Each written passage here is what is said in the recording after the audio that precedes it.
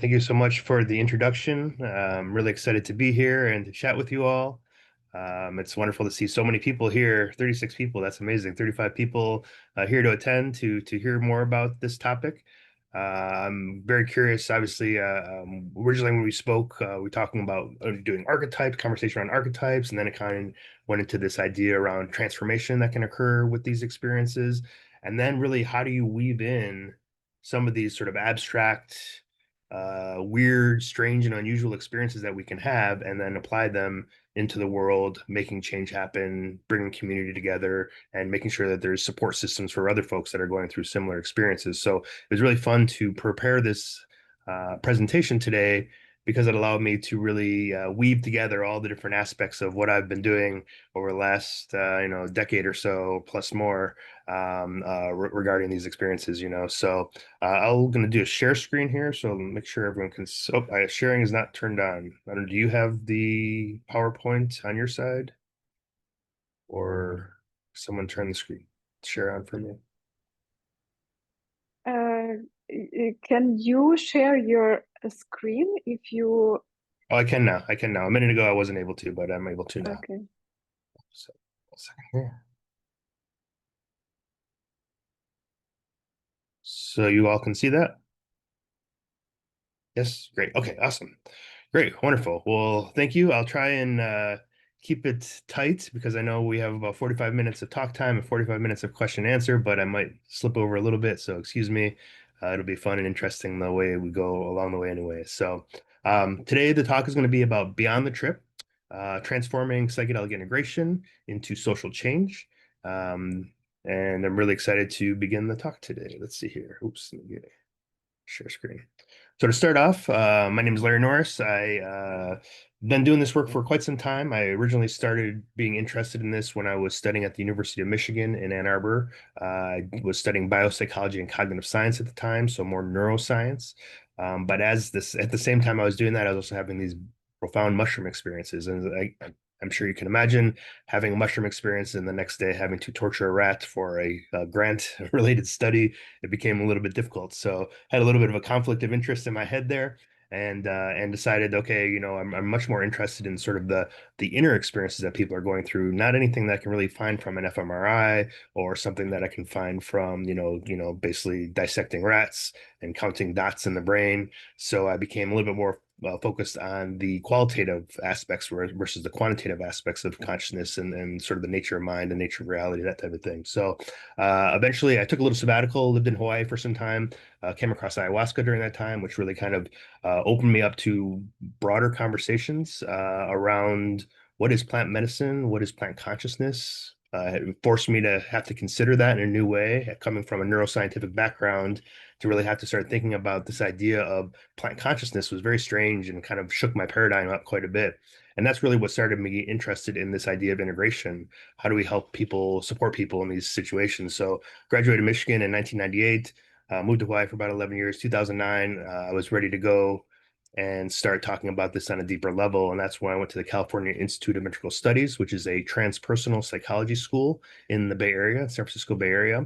Transpersonal psychology, for those of you who may not know, it's sort of like this the psychology of spirituality. You have Stan Groff, James Fadiman, a variety of other folks that kind of helped lead the way in that conversation.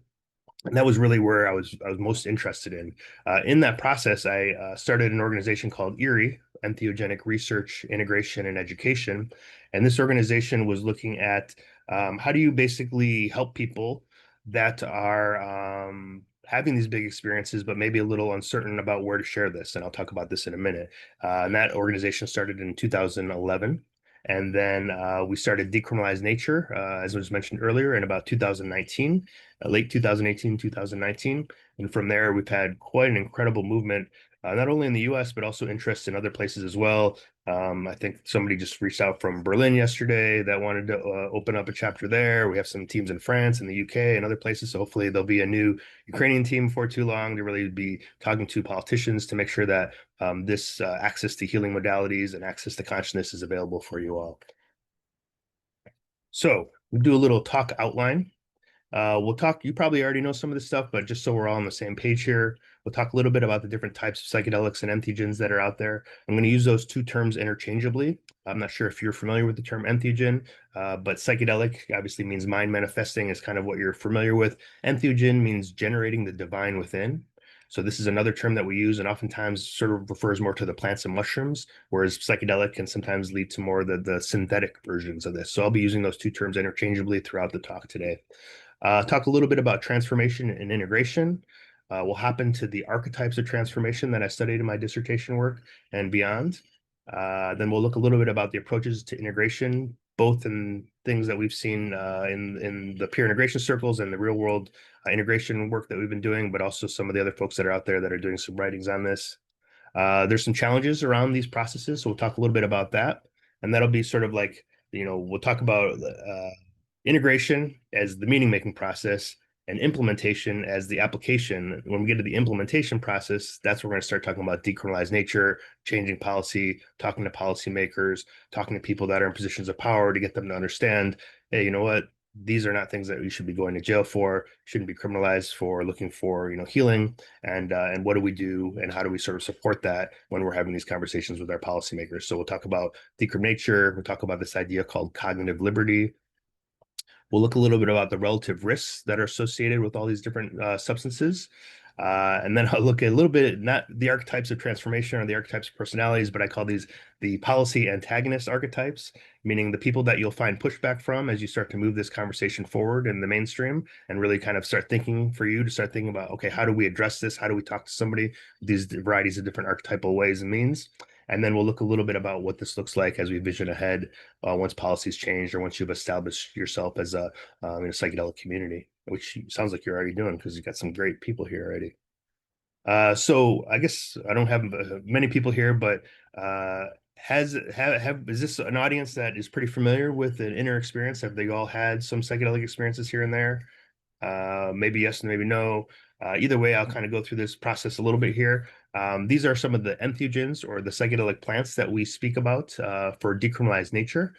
We have ibogaine, which comes from from West Africa, but also there's a variety of other, or iboga, I should say, from West Africa, which is used for initiatory rites of passage, but also has been found to be very valuable for helping people with opioid or other substance uses issues. We have peyote here, which has about a 5,000-year-old plus tradition, and San Pedro. Those both have mescaline in them. And those are cactuses that grow pretty prolifically here in the U.S. Although I should say the peyote is, takes a little bit longer to grow. It's about 15 years to maturity. So there is some sustainability issues we want to talk about with that. The mushrooms, so psilocybin and psilocin.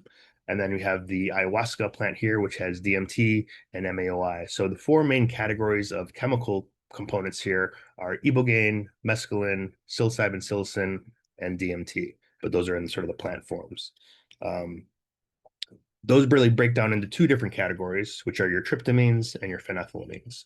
So your tryptamines are going to be your mushrooms, your psilocybin, psilocin, your DMTs, your ibogaines, things of that nature. Your phenethylamines are going to be your mescaline-containing cacti, but also your MDMAs and your 2CBs and other types of phenethylamines. Tryptamines oftentimes are very visual, tight visions, a lot of things happening, and phenethylamines are much more kind of, with the exception of 2CB, which also has a lot of visions to it, but sort of the phenethylamines are more heart opening. You hear this with MDMA a lot, sort of expansive. You sort of have this sort of broad sense about it. So those are kind of the distinctions. If you can make some word distinctions around what the differences between tryptamine and phenethylamines are. This question comes up a lot. I'm not sure kind of where you're all set, and maybe this is a question we can ask at the end.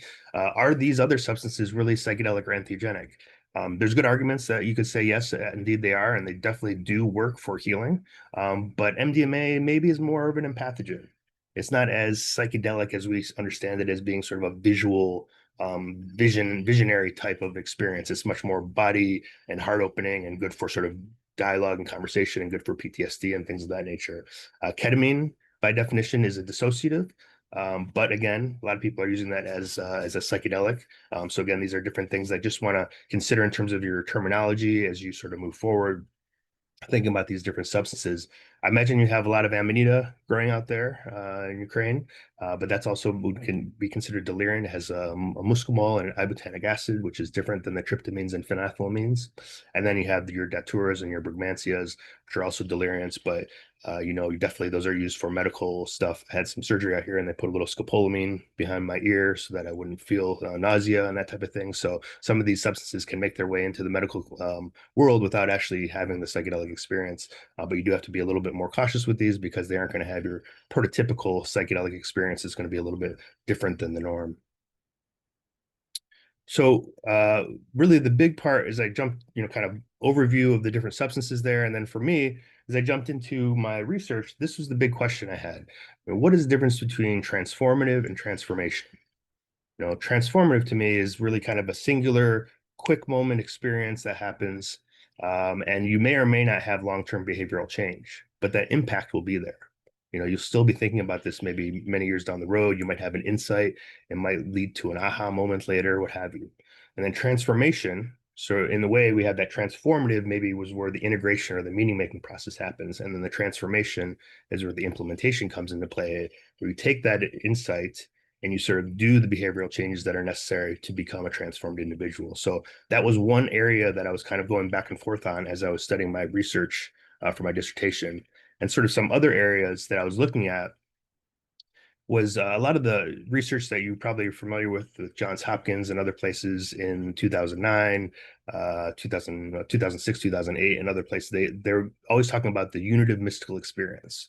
Like, it's kind of the perennialist idea, right? There's only one experience. All these mystical experiences turn into this one thing, which is this unitive mystical experience. But it doesn't allow space for multiplicity. It doesn't, it says all is in one instead of one is in all. And if you look at different worldviews and different cosmological understandings from indigenous cultures and others, the sense is that it's more animistic. There's divinity in everything. There's mystical experiences in everything. And so, for me, I really want to sort of explore to see, like, is there a possibility that we're being too sort of focused on one area when we talk about unitive mystical experience, and it doesn't allow us to really understand these broader spectrums. And for a lot of individuals that come into integration circles, unit of mystical experience is positive, blissful, transcending time and space. They might come into an integration circle saying, oh, well, I didn't have this mystical experience. Did I do something wrong? Right. So I really want to kind of say, hey, maybe there's a lot more experiences out there that we can tap into. And if we're going to be helping people with integration, we can't just assume they're going to have this one type of experience. We have to be open to the fact there might be a broader range. I also was very interested in looking at how can we talk about integration that isn't just talk therapy integration?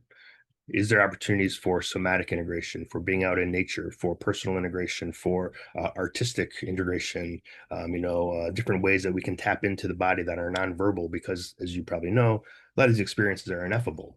So even the idea of talking about it can be really difficult sometimes for folks because they can't put a word on it. That also makes it pretty exciting when you're doing peer integration circles because it gives you a chance to try new things out. It's not this word, it's not this word, it's kind of like this combination of words. So we're kind of recreating language to some degree when it comes to these experiences that are beyond words. Also was interested in the range of experiences that people can encounter. So not just the sort of your, okay, this death and rebirth experience, but like there's a whole range of transpersonal experiences that can come about that I was kind of surprised about, and entities that people encounter, archetypes that people encounter, et cetera. And then really the question at the end of this is, what does it say really about spiritual and existential questions that oftentimes therapists aren't really trained in their sort of therapeutic modality to address? There's this distinction that we have here in the US. It might be the same there. We can talk about things being therapeutic, like, a beautiful sunny day could be therapeutic, but it's not therapy. So this sort of fine line between therapy and therapeutic, where we can start discussing these bigger questions that might not be talked about in our sort of studies around therapy, but are very, very healing for individuals and can be very, very beneficial for their mental health.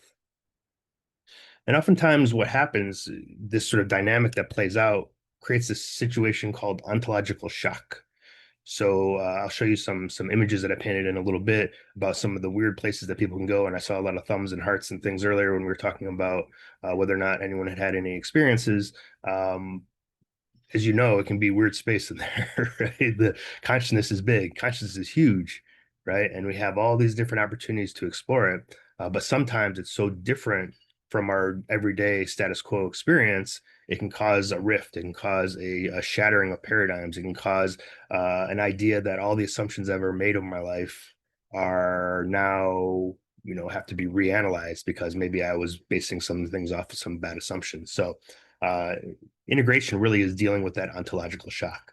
So definition here, successful integration of ontologically challenging experiences appears to require reestablishing stability and meaning as individuals rebuild frameworks for understanding the world and their existential identity within it. So this is one thing we're trying to do, really trying to help ground people when they have these sort of paradigm shattering experiences.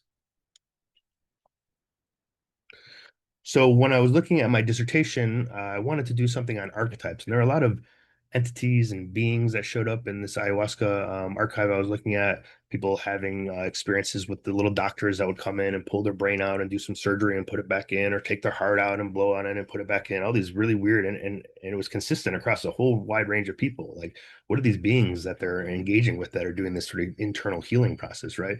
So there was definitely a lot of that archetype of personality, which, from a Jungian stance would be something like the sage, the mother, the trickster, the child, what have you. But I was actually more interested in the transformation process. So Jung talks about this a little bit. He basically focuses on the death and rebirth experiences, but see that quote on the bottom there.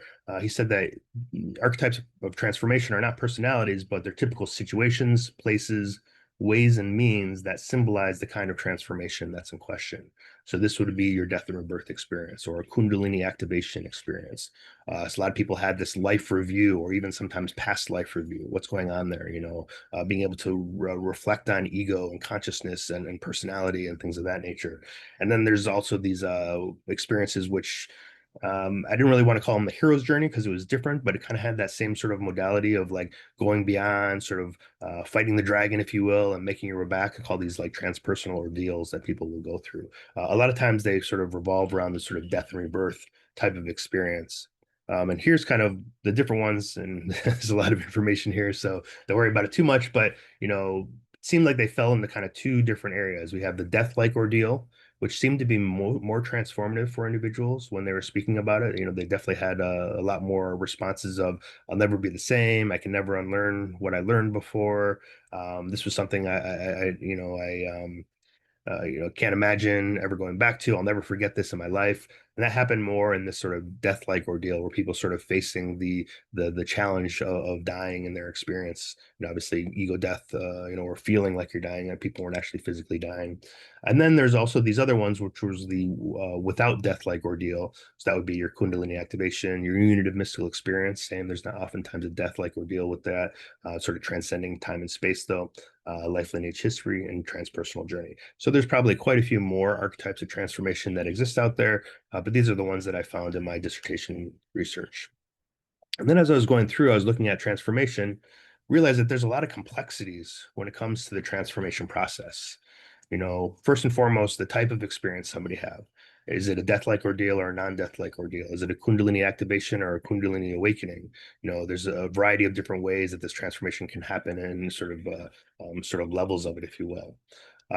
Obviously, the individual's worldview and container matters. If the person is an atheist, for example, and they have a profound experience that they can't deny of being connected to the divine or spirituality, that really shakes them up a lot more than somebody that would be a spiritual person that had that connection. So where that person's worldview and where that person's container is can make a big difference in terms of the transformation process. The personal context and the individual and the individual in the experience, again, speaking to that sort of what their sort of worldview is, what their paradigm is.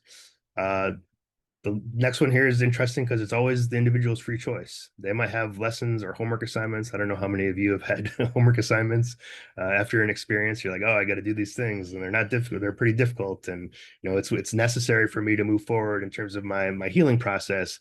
But the afterglow wears off, and you're like, I don't know if I really need to do that. And next thing you know, you forget about it, right? And so you always have the free choice whether or not to transform. Sometimes it's more in your face than other times, but that's always something to consider, especially as you're working with clients and things like that, how to make sure that they understand the importance of this. For me, the biggest thing about the free choice of my experience in that regard is that if you don't do your homework assignments, speaking for myself, you're revisiting them on the next experience, and you're revisiting them harder, and it's a little bit more difficult, and you're kind of grinding into it. So if you were, for me at least, when you have those homework assignments, better to do them rather than having to revisit it again and again and again for something that really only takes a day or two of effort on your side outside of the experience. So that's always something to consider.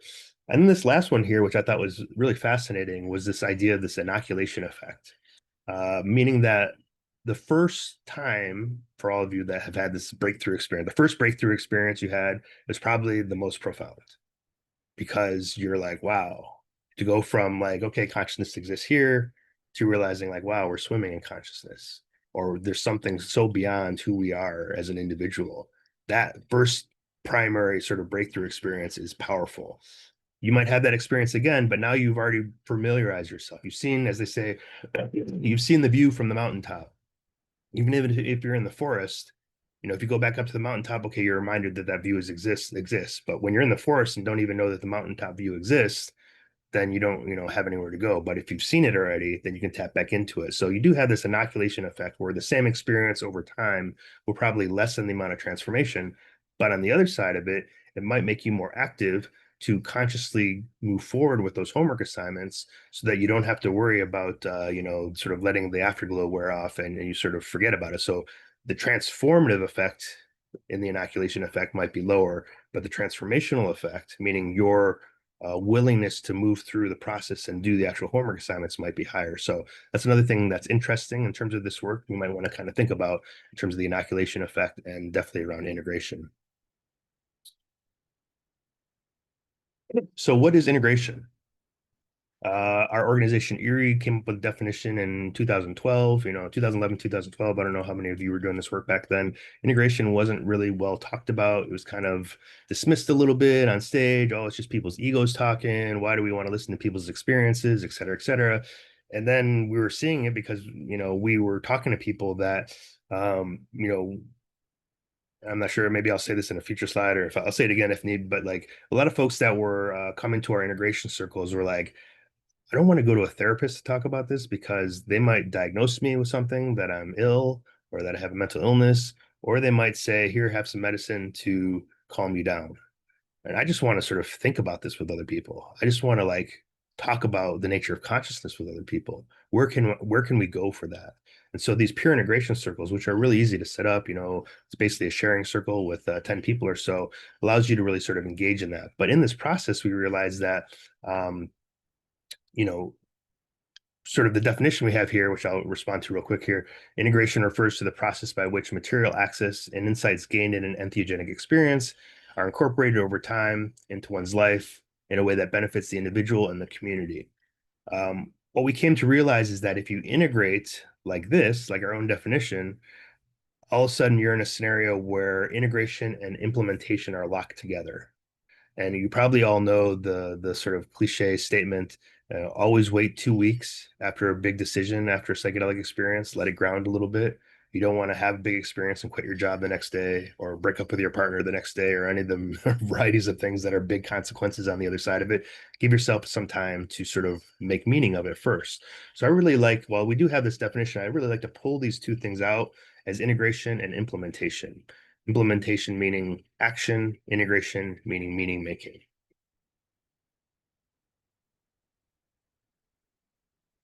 So here we have, as I've been looking through this, and we'll talk about this in a minute as well, that there are a variety of different types of integration support that one can have. You can have personal integration where you're working on your own, the peer support circles, which I'll speak about in a minute, one-on-one, which can be either an individual that you're friends with that you want to chat with, or maybe somebody that's a little bit more qualified, or not qualified, but professional, I should say. You have the psychotherapeutic integration, somatic therapy, which I think is fascinating, and from me personally, who's worked on it with friends of mine, has been really, really, really healing. I know that there's a lot of concerns right now around touch when you're relating to your psychedelic or entheogenic experience, and you kind of like this sort of, you don't want to do that right now. At some point in time, when we get the ethics around that in a good way, I think there can be a lot of healing that can be done there because you store a lot of stuff in your body. And when you sort of tap into your experience, you can open up sections of your body. And actually, if you have somebody working with that, you can have some really beautiful and profound opportunities for, reassessing what's some of the challenges you're dealing with. Then obviously the creative art therapy, which I'll show you some paintings in a bit that I worked with. And then sometimes having just a spiritual mentor might be good. Maybe it's somebody that knows a little bit more about spirituality, somebody that can really talk about these bigger existential questions. That might be somebody that could help out with the integration process. So as I mentioned, we started doing these peer integration circles in about 2011, mainly to help people come together. You know, it's a simple sharing circle. You get like 10 or 15 people that come around. Everyone has a couple minutes to share. We do try and limit the time on it. I know some people that do integration circles just say, go ahead and talk until you're done. Then sometimes people just kind of like kind of just keep going on this sort of circular path. So having a little bit of a time limit is sometimes nice just because then the individual will focus on really, hey, what are the things that I'm working on with this? And then we kind of open it up for reflections with the individuals, and that can be really, really profound. You know, there's this need sometimes to feel like we need to like make sure everything's facilitated correctly, right? But just sort of laying off for a little bit and realizing that everyone is drawing from their own personal inner experiences and they have these wisdom figures sort of guiding their insights as well. I've been amazed more often than not of the types of reflections that people in these integration circles are offering, drawing from their own personal experience. So that's what's really great about these peer integration circles. We share our experiences as well as facilitators, and I think makes everyone feel a little bit more comfortable. But it's a great opportunity for, you know, sharing, reflecting, and when we do these circles, you know, more often than that, you'll find that people that don't know each other will become friends again. People that felt isolated or alienated will be able to come together. There's this idea that here in the Bay Area, at least, you know, I'm going to use some U.S. slang here, so hopefully this translates well. But in the Bay Area here, it's totally fine. You know, it'd be like, oh, I went to this party and I melted my face off and it was so rad, rah, you know, and like that's okay to talk about with your friends. But if you're like, hey, I connected with the divine and I realized I need to heal this relationship with my parents and I need to do this extra work on myself. Whoa, whoa, whoa, whoa. We don't want to talk about that. Like that's all of a sudden not okay. So that's a very interesting dynamic that plays out. So again, having these peer integration circles is just a great space to share and to connect with each other. So if you haven't already started creating something like that, you might want to try it just because it's a good way to just get a sense of the types of experiences people go through, to hear the reflections that other people might have from their own experience, and just build that sense of camaraderie amongst individuals that are having these big experiences. So this is a paper here. I don't have the title of the paper, but the DOI is right there on the bottom. They did a really nice sort of survey of the different types of things that can be helpful for individuals as they're doing their integration process. You know, break it into sort of these main categories here, sort of the grounding practices. This could be like meditation, time in nature, yoga, body work, connecting with the water, physical exercise, etc. Then there's also sort of the cognitive practices, letting go, journaling, you know, self-compassion, gratitude, those types of things. Self-education, I guess, is a sub part of that. Learning about what your experiences are. I had, you know, you probably had this as well, but sometimes you have symbols or entities or beings that'll show up in your experience, and you're like, I've never seen this thing before, right? And then also you do some research, and you're like, wow, how did I not know anything about this? And it came to me in just the kind of way that it actually is out there. Like, for example, some of my original ayahuasca experiences, I had this entity that kept coming, this big elephant character, right? And it kept sitting on my throat. And I was like, what is this big elephant character? I talked to somebody afterwards, like, oh, that's Ganesh. And I was like, Ganesh, right? And so then I look a little bit more into Ganesh, and turns out Ganesh sits on the throat chakra. I didn't know anything about this, right? So how do these symbols come up, these archetypes come up in a way that's real, in a way that's also been talked about in other ways? So doing a little bit of self-research is really, really helpful. Interpersonal support, reaching out and finding communities, peer integration circles, et cetera, et cetera. Behavioral and practical help. So this would be for folks that maybe are dealing with some more challenges, and then some spiritual practices as well. So grounding, cognitive, interpersonal, behavioral and practical, and spiritual are some interesting categories that this paper put together. I do have the DOI there. I do, you know, if you probably have that on your, I sent the PowerPoint in, so you can send that off to everybody if you want in the future for this paper here. Now, another thing about meaning making and integration is, where do you put the information? How do you address this in your own conscious understanding? So, when I was doing my lit review, it was pretty clear that people were confused. Even the people that were writing about integration, where does this information go? Some people say it's being assimilated, some say it's accommodated. What's going on here, right? So before we even get into that, there's this one thing called sealing over or symbolic latency. And you hear this oftentimes when people say, oh, I had this big download, but I don't know what it means.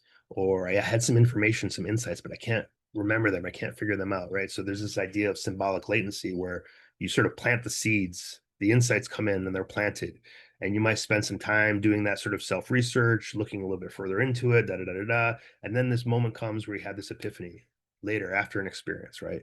Where those seeds that were planted, you've been watering them, nourishing the soil, and finally a flower comes out, right? And you're able to say, ah, that's what that insight was. But it might not come for a year or 2 years down the road. So when anyone says something like, oh, all you need is 1 or 2 integration sessions to be okay, no, because you're going to have sometimes long time with a lot of these experiences as these insights sort of percolate inside of you. So that's one thing that is always good for us to continue to work on our experiences and kind of keep rehashing them a little bit and seeing what else is in there. In terms of the actual understanding of integration from some of the sort of researchers out there, they're looking at sort of this idea of assimilation, accommodation as the two main ones. Assimilation means you take this experience and you sort of digest it into your previous worldview, right? So you're taking this experience, and this could be problematic to some degree because, in a way, if your worldview is mechanistic and positivist, where only things that are measurable are real, then you're sort of dismissing the potential spiritual or mystical benefits that can emerge from these experiences. Like, oh, it's just my neurons, it's just my neurochemistry. It's like a dream. It's a good way to sort of write off what the experience is. So that's assimilation. That's like maybe it's good for ego, insights or, relational insights and these different types of things. And I'll talk about this in a couple slides from now. Then you have the accommodation. Accommodation means in order to incorporate this new information in, I'm going to have to expand my worldview a little bit. I'm going to have to understand things in a bigger way. I can't just stay where I am at the status quo. I have to sort of expand. So that's sort of the accommodation. Transformation basically means my entire worldview is shattered. I have no idea where to pick up the pieces. All of my assumptions are gone. I have to rework everything. And that's where having additional help on the outside can be good because this person needs to rebuild, a totally different worldview because everything that they thought before is gone now. I also had this very interesting experience come up in the research material that I had, which is this beyond. And I was actually friend with the guy later. I met him afterwards, many years down the road, and was talking to him about it. And he was basically saying, "Yeah, I realized that we have integration backwards, right?" He says this reality is all a game for our soul, which is somewhere else. And he says, actually, we're trying to integrate back there, not integrate that into here. We're only here for 100 years or so, maybe tops, right? And it's like, wow, that really shook up my understanding of what integration was because now it really sees us on a broader spectrum of where's our soul? How do we sort of relate to spirit? What are these spiritual realms that we're going to? How can we tap into that? So again, just an interesting thing to think about in terms of integration. Of course, we don't live in a non-dual spiritual world. We still here in duality. We still got to deal with all the challenges that happen in a day-to-day thing, but interesting to think about in terms of the process of integration. Now, here's a little chart here that does a little bit of a better job explaining kind of in a visual format of what I was speaking about in regards to sort of this accommodation, right? You have this transformative experience, gives you this epistemic expansion or this way of knowing, this expanded way of knowing. You have the new information. You got to sort of bring it back and bring it back to your worldview. You can expand your worldview from there. You can stick with your worldview. So assimilation would be you're just kind of stuck right here in this worldview statements and you don't really grow. You have the transformative experience out here, but you're back here. And kind of all this stuff. And then, but if you sort of do take in that lesson and accommodate, you'll maybe come up to this level or this level where we now just have an expanded way of looking at things. Now, I took this chart and took some of the research that I was doing, some of the archive stuff, and looked at it like here. Okay, so again, remember the dissertation research was looking at how do I find different people that are good for integration for different materials. Some people are going to be good for one area and some people for another. What types of insights may be good for each of these things. So I kind of broke it down here a little bit, and I think you have the slides, so you can send this to everybody if you want later. But really, kind of the blue area here is your assimilation. So this would be, maybe ego and life reflections, facing the fear of death, things like humility, all these different types of things that could occur there. maybe this is good for clinicians or psychotherapists, maybe good for embodied practices, implementation coaches, or just peer support. So this is just assimilation, kind of that inner realm there. Accommodation should be the next stage out. Maybe in this scenario, we want to be talking to depth and transpersonal psychologists, people that know about Jungian archetypes, for example, or the psychology of spirituality. Maybe these are integration facilitators that aren't necessarily trained in a therapeutic modality, but are sharing with folks. Maybe philosophical and existential support. Really, embodied practices can go across the board here. So if you're an embodied practice worker, you're in a good space because all of this can be helpful. Transformation, maybe now we got to talk to spiritual and transpersonal mentors. This would be sort of immortality of the soul. This would be something that Ralph Messer said is one of the most profound transpersonal experiences one can have. The realization that once we pass on, our soul continues forward, right? Mystical unity experience, realms, different looking at different realms and entities, etc. So this might be spiritual mentors, transpersonal mentors, peer support, transformative education. Now, the beyond space, that would be the one where it sort of breaks down what is human, what is not human, what is consciousness, what is the nature of reality. Sometimes the only people that can help you on that one are people that have had some similar experience. There's sort of three definitions of ineffability. One is I can't put words on it. One is that it's too sacred and I don't want to share it. And the other one is it doesn't matter who or what type of words I share with, even if they're right on, if the person has no clue about what I'm talking about, it's going to be missed. So having some peer support and that people have already had some similar experience could be helpful. And this, obviously, I'm focused on ayahuasca for this research here. So ayahuasca-based communities, others familiar with the experience. So really, this was the idea here was to really take some of the information in dissertation and see where we can work with it depending upon the type of experience that we have, that we can refer this person to over here or over here, to someone that's going to really be able to help them out in a profound way with their inner journeys.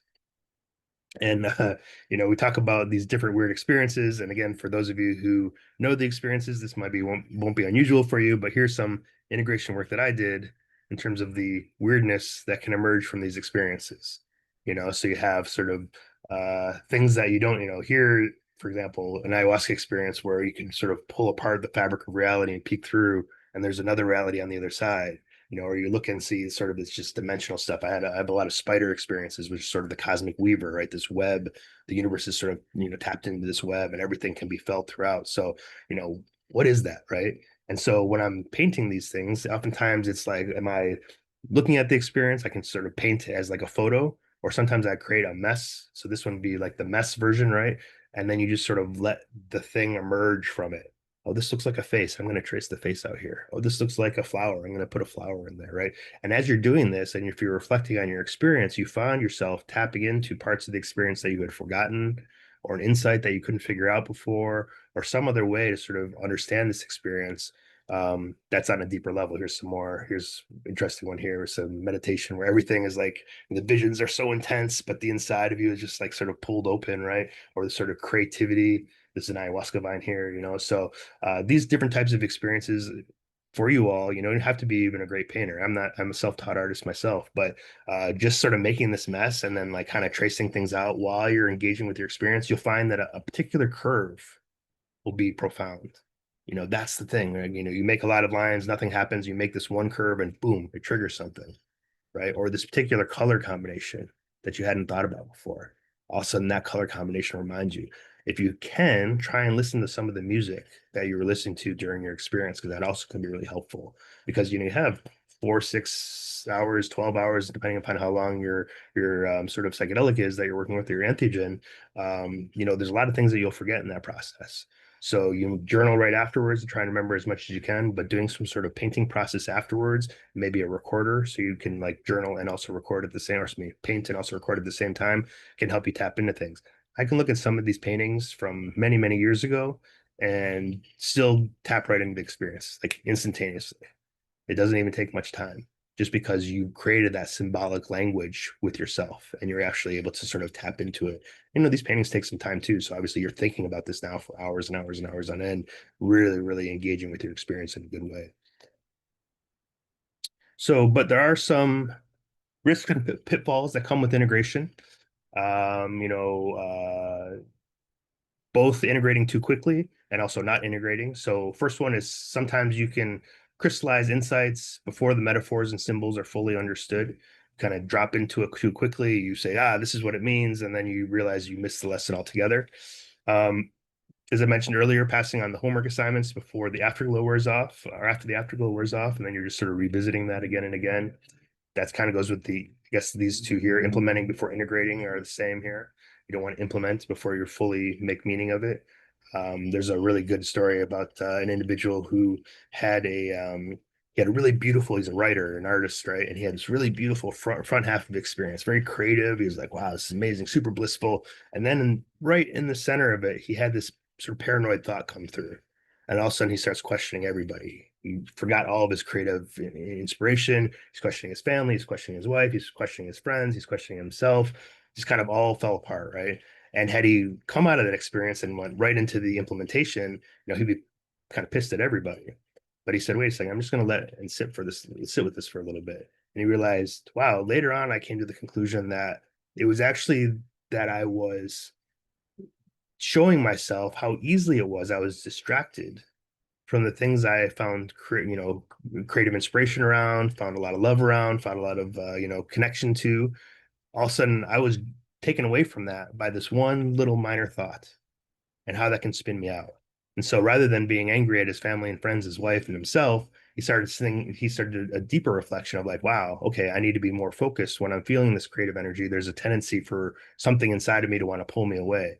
And if I can sort of stop that and put that to the side, I can continue to engage with my creative activities. So that's something to consider there. Spiritual bypassing, which you probably all know, which is like, oh, I've done a lot of psychedelic experiences. I don't have to be a good person anymore. I know better than everybody, blah blah blah. So always something you want to be a little cautious around. That can happen, definitely. And then sometimes the process can become self-serving or narcissistic. You're only looking at the integration process. You're only worried about yourself. You're not connecting to the community, etc. That's another thing that you want to be considering. And probably, as you all know, transformation can be isolating as well. So when you're helping people with integration process, you want to make sure that they're also surrounded by community that can help hold and support them. If you have a bunch of friends, for example, and I'll just use this example, let's say you're, a heavy drinker, all your friend community is around the bar. All of a sudden you have a big experience. You're like, I'm not really interested in drinking so much anymore. All your friends are like, where'd you go? You're a different person now. I don't know if I like this person, right? So all of a sudden you become a little isolated from that. So to have that community support system outside of either psychedelic friends and family or other people that are familiar with this, or at least people that are understanding that you're trying to work through transformation, that can be a little bit easier because transformation can definitely be isolating. And I love this little chart here, and I won't go through all of it because I'm getting close on time for the next little section here. But this is from the Institute of Noetic Sciences, which Edgar Mitchell, who's an astronaut that talked. I don't know if you know, was it the overview effect? Has anyone heard of the overview effect?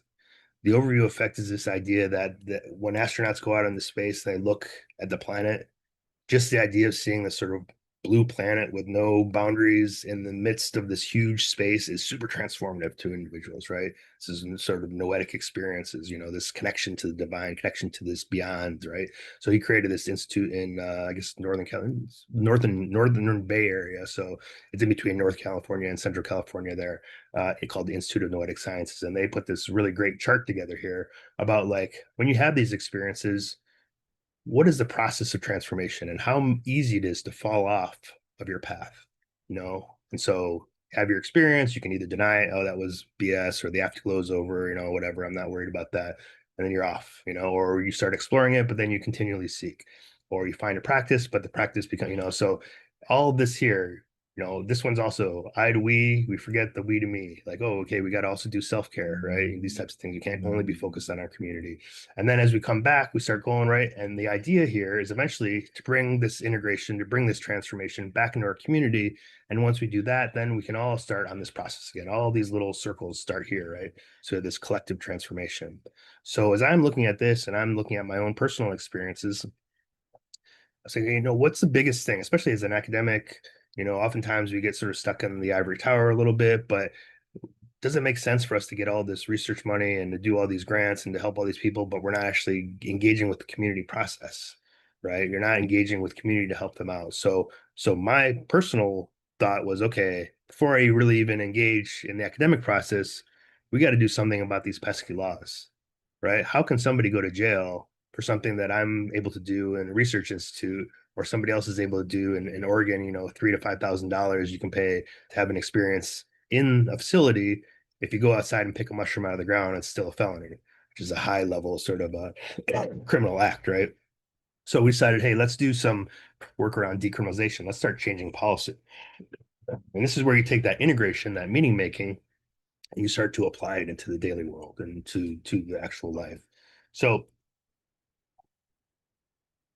this actually researcher is from Switzerland, I believe, and she did a really good job of looking at what she called the imaginaries. Imaginaries is like all this work is still kind of in the imaginal realm. We have to sort of think it forward in order for it to exist. And she talks about medical imaginary, the sacramental imaginary, the legalization imaginary, and the decrim imaginary. And she had some conversations with us and had this really great sort of quote that I want to sort of bring forward here.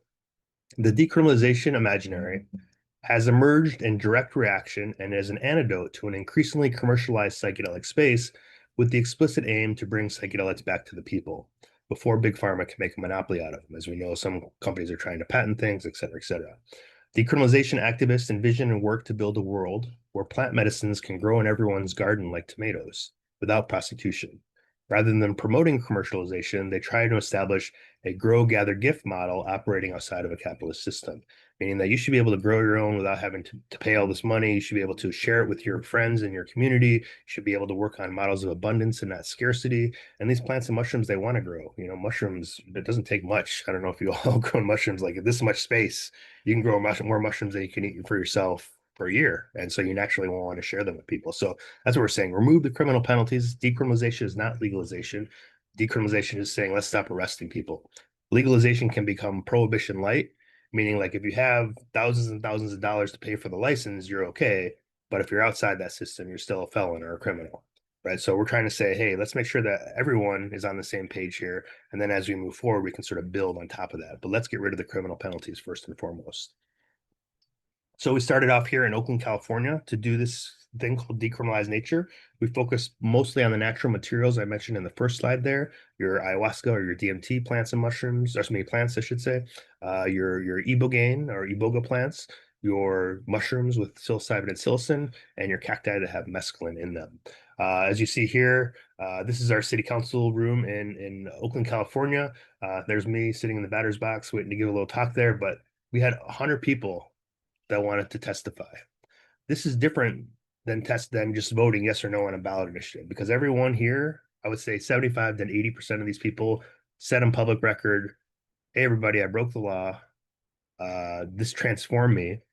I wouldn't be here today if it wasn't for these plants and mushrooms. Change this law, and really brought people into the process of policymaking, and in such a way that it's hard for city council members to say no. We work on the municipal level where we have more direct interaction with the individuals, sometimes on the federal or state level, and I'm not sure what the situation is like that for you out there in Ukraine, but on a federal state level, you have too many lobbyists, too many deep pockets, too much money influence on there. But on the city level, we can actually make change happen. So that's what we're trying to do. This was our sponsor of the resolution that brought this forward. He's from the Yaqui tradition in Mexico, or excuse me, in Arizona. It was a good sponsor for us, and we really kind of brought forward the first idea behind decriminalization is this idea of cognitive liberty.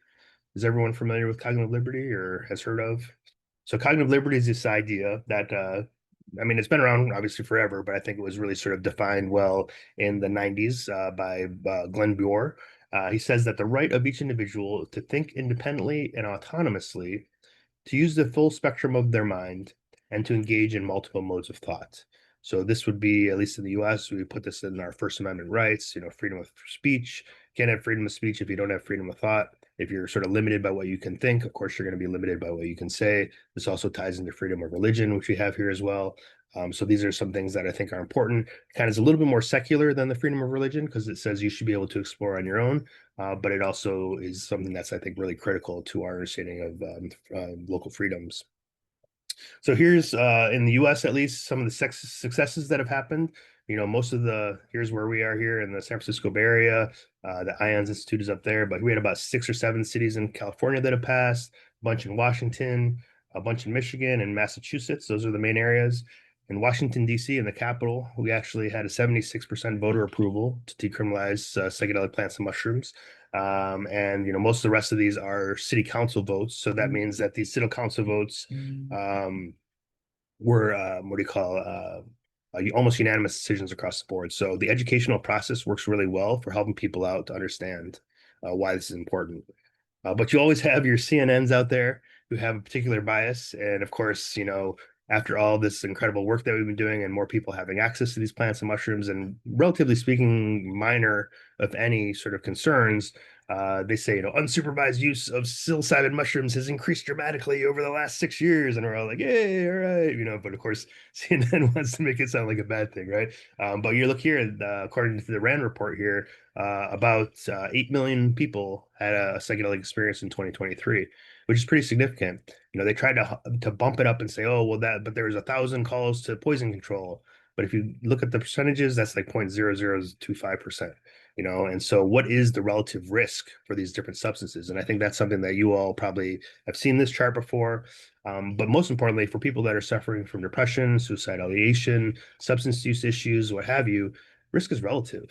I had a friend of mine who had a 20-year heroin substance. Was working with heroin for quite some time and needed to get off of it. He started having dreams that he wasn't going to make it through the year. He was going to die.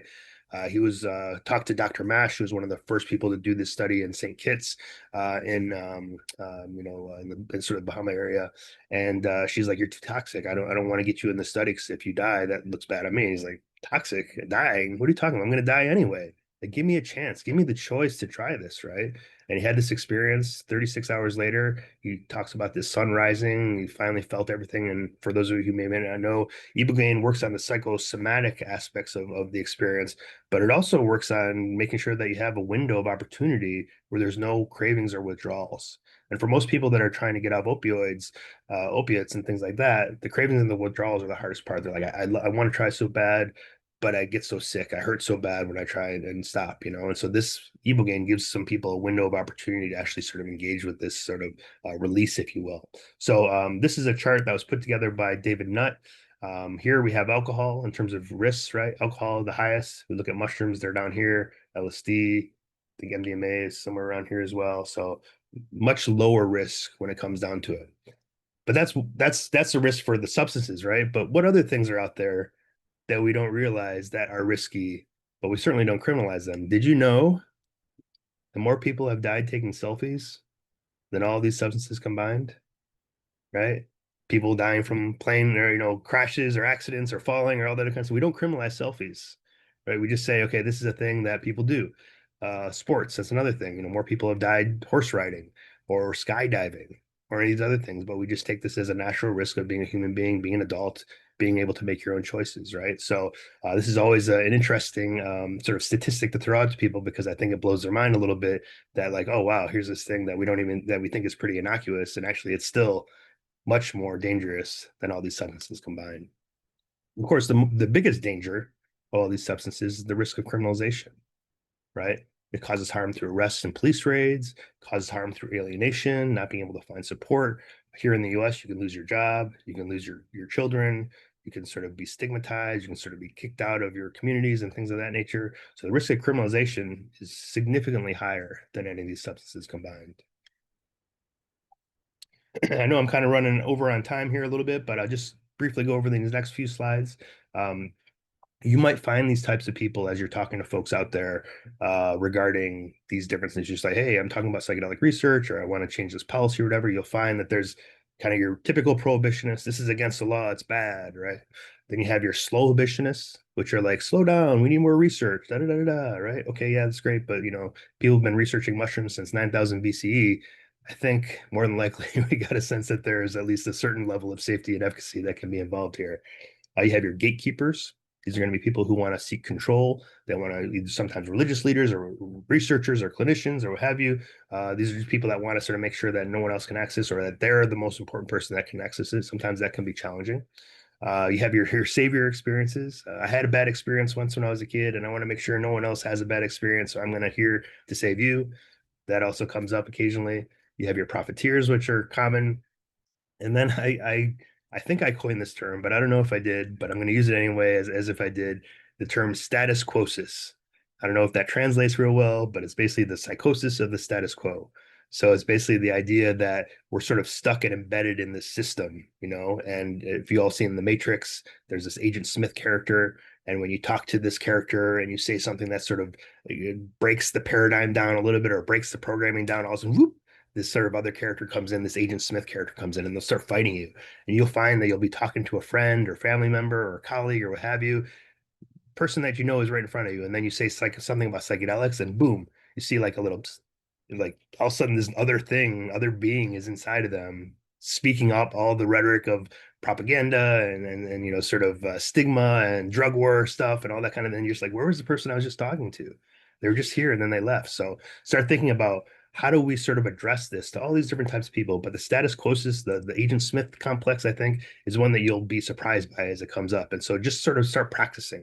And you can practice in a lot of different places, and standing in a line at your grocery store, going on an airplane, you know, talking to somebody on the street. These sort of informal opportunities to sort of share about these different medicines and what they're going to be useful for can be really helpful. And it gives you a sense of how to sort of work with it and talk to people both on the sort of municipal or sort of policy making level, but also on an individual level with people that you're working with. So what could post decrim look like? What could this, you know, what things could develop? You know, and this is where we can really get in that imaginative realm again. So we can have gift exchanges. We're doing this in Colorado. So we're trying to avoid the legalization framework, which means monetary policy and business license and all that. So what they do is that, hey, come to my 1 hour educational course, you know, costs however much, and then you can take your free mushrooms on the way out. So not charging for the mushrooms, they're charging for the actual information and sort of the education. Farmers markets and sacred garden collectives, co-ops, and other things of that nature. I would really love to see a flora and fungi library where it's take a cutting, leave a cutting, take a spore, leave a spore, learn about the plants, right? Really get engaged with it, become active and being able to grow your own. Because once everyone can grow their own, and in the end of the day, it probably doesn't even really matter what the policy is. If all of us are growing our own mushrooms and sharing with each other, no one's going to be able to find all the different closet spaces that have mushrooms in them, what have you. You shouldn't have to hide it, of course, but at the same time, if everyone's able to do it, I think that's a good thing, and we can exchange like this to be helpful. Educational community centers or eco universities, which are project-based learnings. Community-based ceremonies, which are going to be culturally relevant to you or whoever it is that you're having engagement with. And then integration stations, places where you can feel comfortable talking about integration, making meaning of these experiences, and moving forward. So that's kind of the post-decrim. Obviously, question is, what other ways can we bring insights and healing and transformation into life, culture, and society? And it's something maybe we can talk about in the question and answer session that's coming up soon. So I kind of brought you through the general transition here. What is integration? What types of experiences do you have with integration?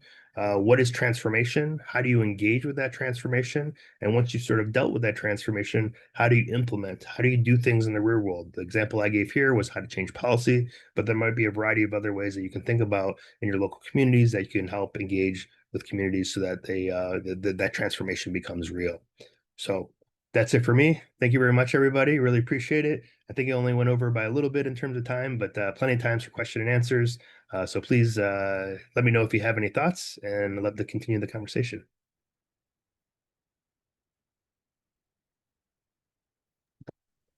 Дуже дякую, Ларі. Дуже цікава така об'ємна і різностороння лекція і презентація. Давайте трошки зберемося з питаннями.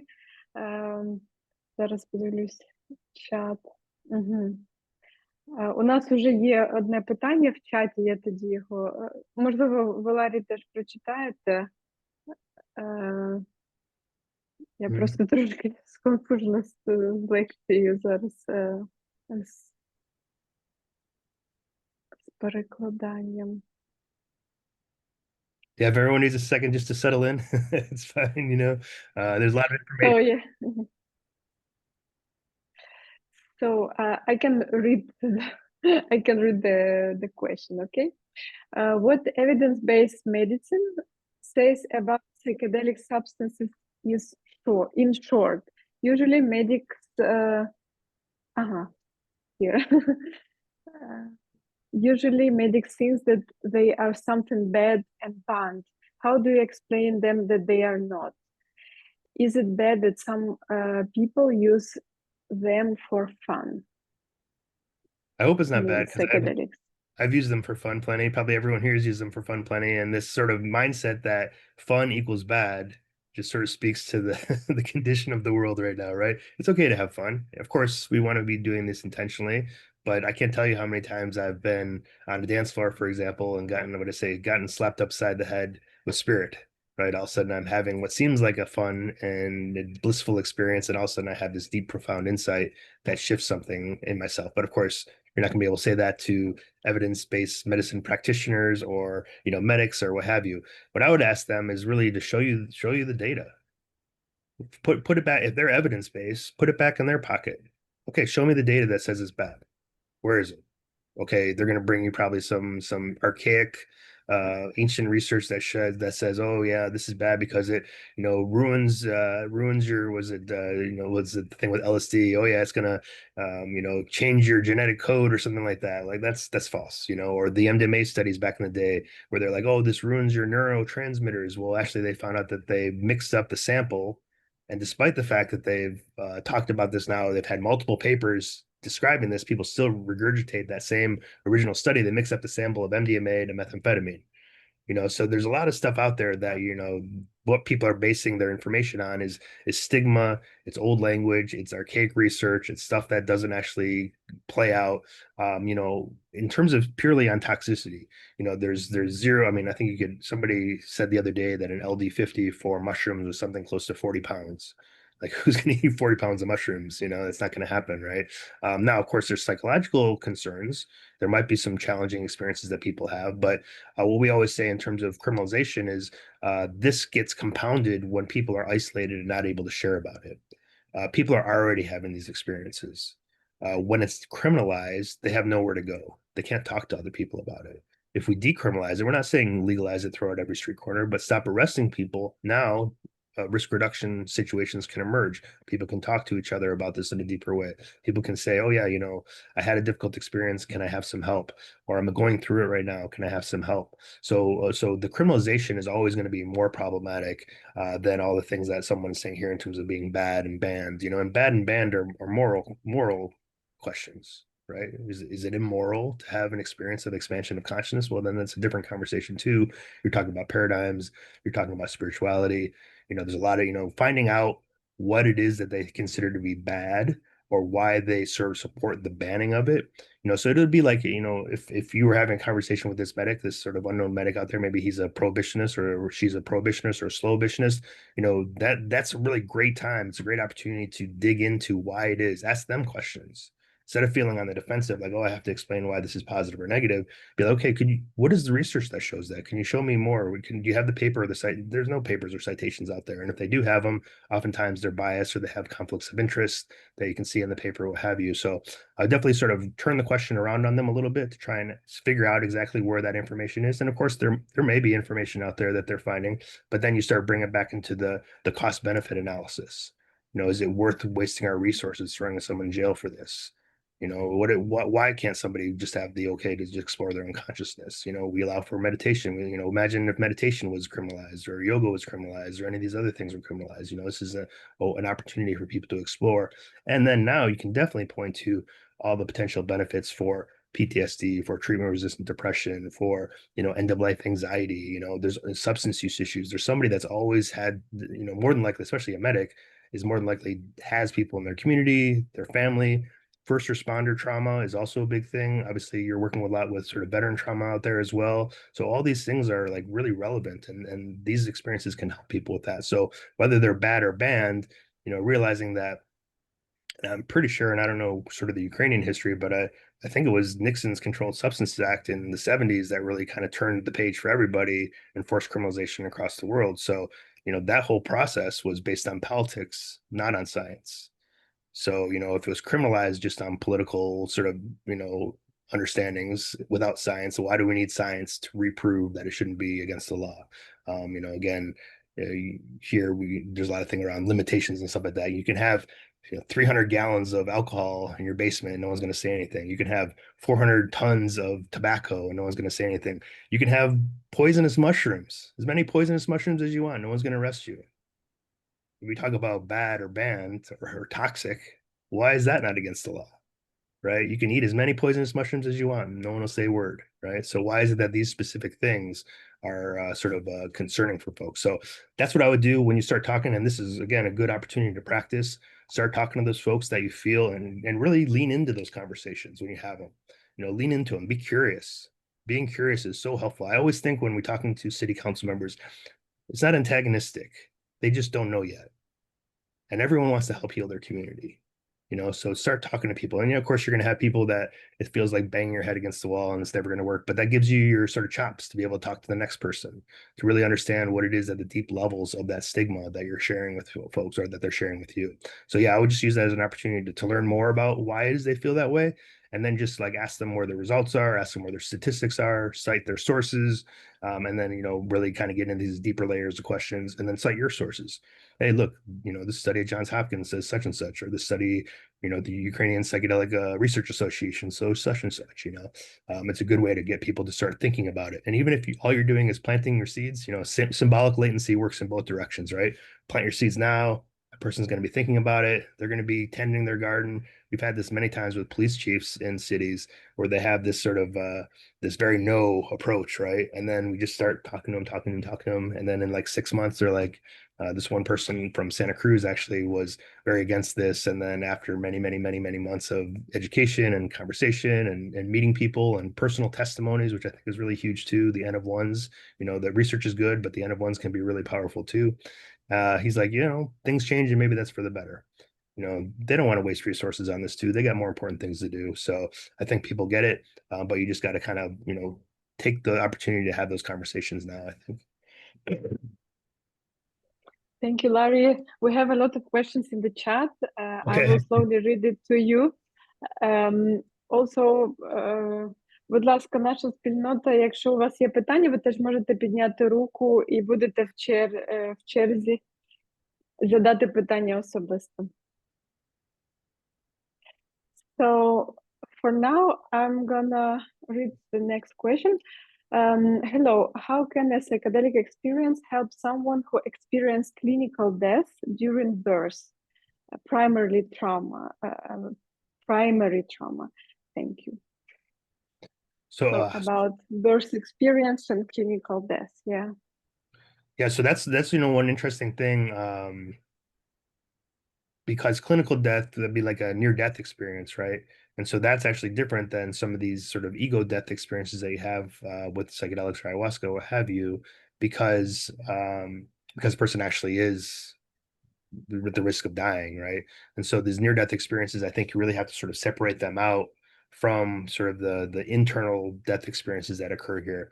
Now, I would imagine that somebody that's had a clinical death experience, depending upon, I just before I'd even work with psychedelics, I'd start talking to them about what that was like for them, because that's also a transpersonal experience, is an experience that's sort of forcing them to look beyond the self, beyond the individual. So I would first start engaging with that process and see what that's like, and then afterwards, maybe start on the lighter side. If it was really scary for them, then maybe there's some work that needs to be done around sort of healing up some of the things that make it challenging for somebody to move on to the next state. But I don't really know of any research at the moment that's working with people that have had trauma around clinical death or almost clinical death. But if you find any information about that, please let me know, because it's definitely interesting. But I would personally just tap into some of their original experience before really diving into this, because it could re-traumatize them. There's, kind of not the same, but in a similar vein, some people that are in hospice care, there's been a lot of conversation around, oh, this is good for people in hospice. And some of my friends that work in hospice are like, actually, this might be better for palliative care than hospice, because hospice is too close to the end. Hospice, if there's like, oh, I need to make amends with so and so, there's not enough time to do it. Or, hey, I don't have time to really settle in before the passing process. The death process is the biggest trip we'll ever experience in our life, right? It's especially if you agree with the idea that there's a DMT flood on the front side and the back side of our experience of life. So yeah, so they're already preparing for that big death experience, so to speak. So maybe doing it in palliative care time might be better, because then people can actually work with making amends or doing the things that are necessary to help with that sort of healing and transformational process. But I don't know too much research on the clinical death process. Thank you. I will ask two more questions from the chat because they were first, and then we will give the space for people to ask personally. So the question is, after ayahuasca experience, some people might have panic attacks. Is it common? To have panic attacks after ayahuasca experience. Mm-hmm. There's some people here and there that maybe will have that, but it's again it's rare-ish comparatively. I think anytime there's a shattering of paradigms, whether it's ayahuasca or LSD or even MDMA or ketamine or anything, when there's a shattering of paradigms, when there's like a split that kind of happens between like what reality is to what their experience was, there can be moments of sort of panic or concern or misunderstandings or distrust of the scenario, that type of thing. So it can happen, but that's again where the integration process comes in. That's where support systems come into play. That's where you want to sort of engage with the individual. If you're doing ayahuasca experiences by yourself, just to know that have a support system for you, because sometimes the experiences are big, and sometimes it's not pleasant to look at your ego, and that can cause panic. Like, oh, really, I made a lot of bad decisions in my life. Oh no, right? That causes panic, right? Or, geez, I didn't know that it was so big. The wonder and the awe, the mystery, that can be panic inducing sometimes. You're like, wow, I had no clue that it was even close to this big. So panic happens in a lot of different scenarios. It may happen with ayahuasca as well. It's not necessarily like a big, kind of thing that happens, but it happens, occasionally. And I know some friends as well. But just working through the experience, helping them with integration, helping them ground can be really valuable. Also, Larry, can I ask you to close your presentation so we can see Oh, each other? sure. Because on Sorry the about that. video later, we will see only your presentation. Yes, thank Yeah, you. perfect. Yeah. So the next question, Vlada is asking, thank you for the lecture. What literature do you recommend to get to know neurobiochemistry of psychedelics better? Maybe you also can recommend some science communities about psychedelics' impact on mental health disorders.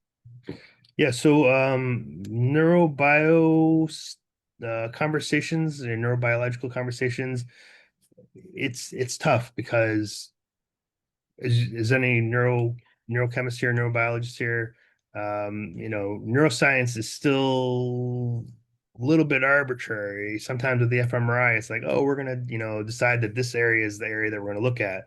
But what are we actually looking at? We're looking at an increase in blood flow or lack of blood flow to the brain in certain parts. What does that tell us about the inner experience? So I think the people that are out there that are doing probably some of the best research is, or at least the most vocal researchers are people like Robin Carr Harris and other folks like that. But even them, they've sort of walked back on some of their sort of insights that they had a while ago because they realized like, okay, well, default mode network is maybe not as clear as we might thought it was at one point in time.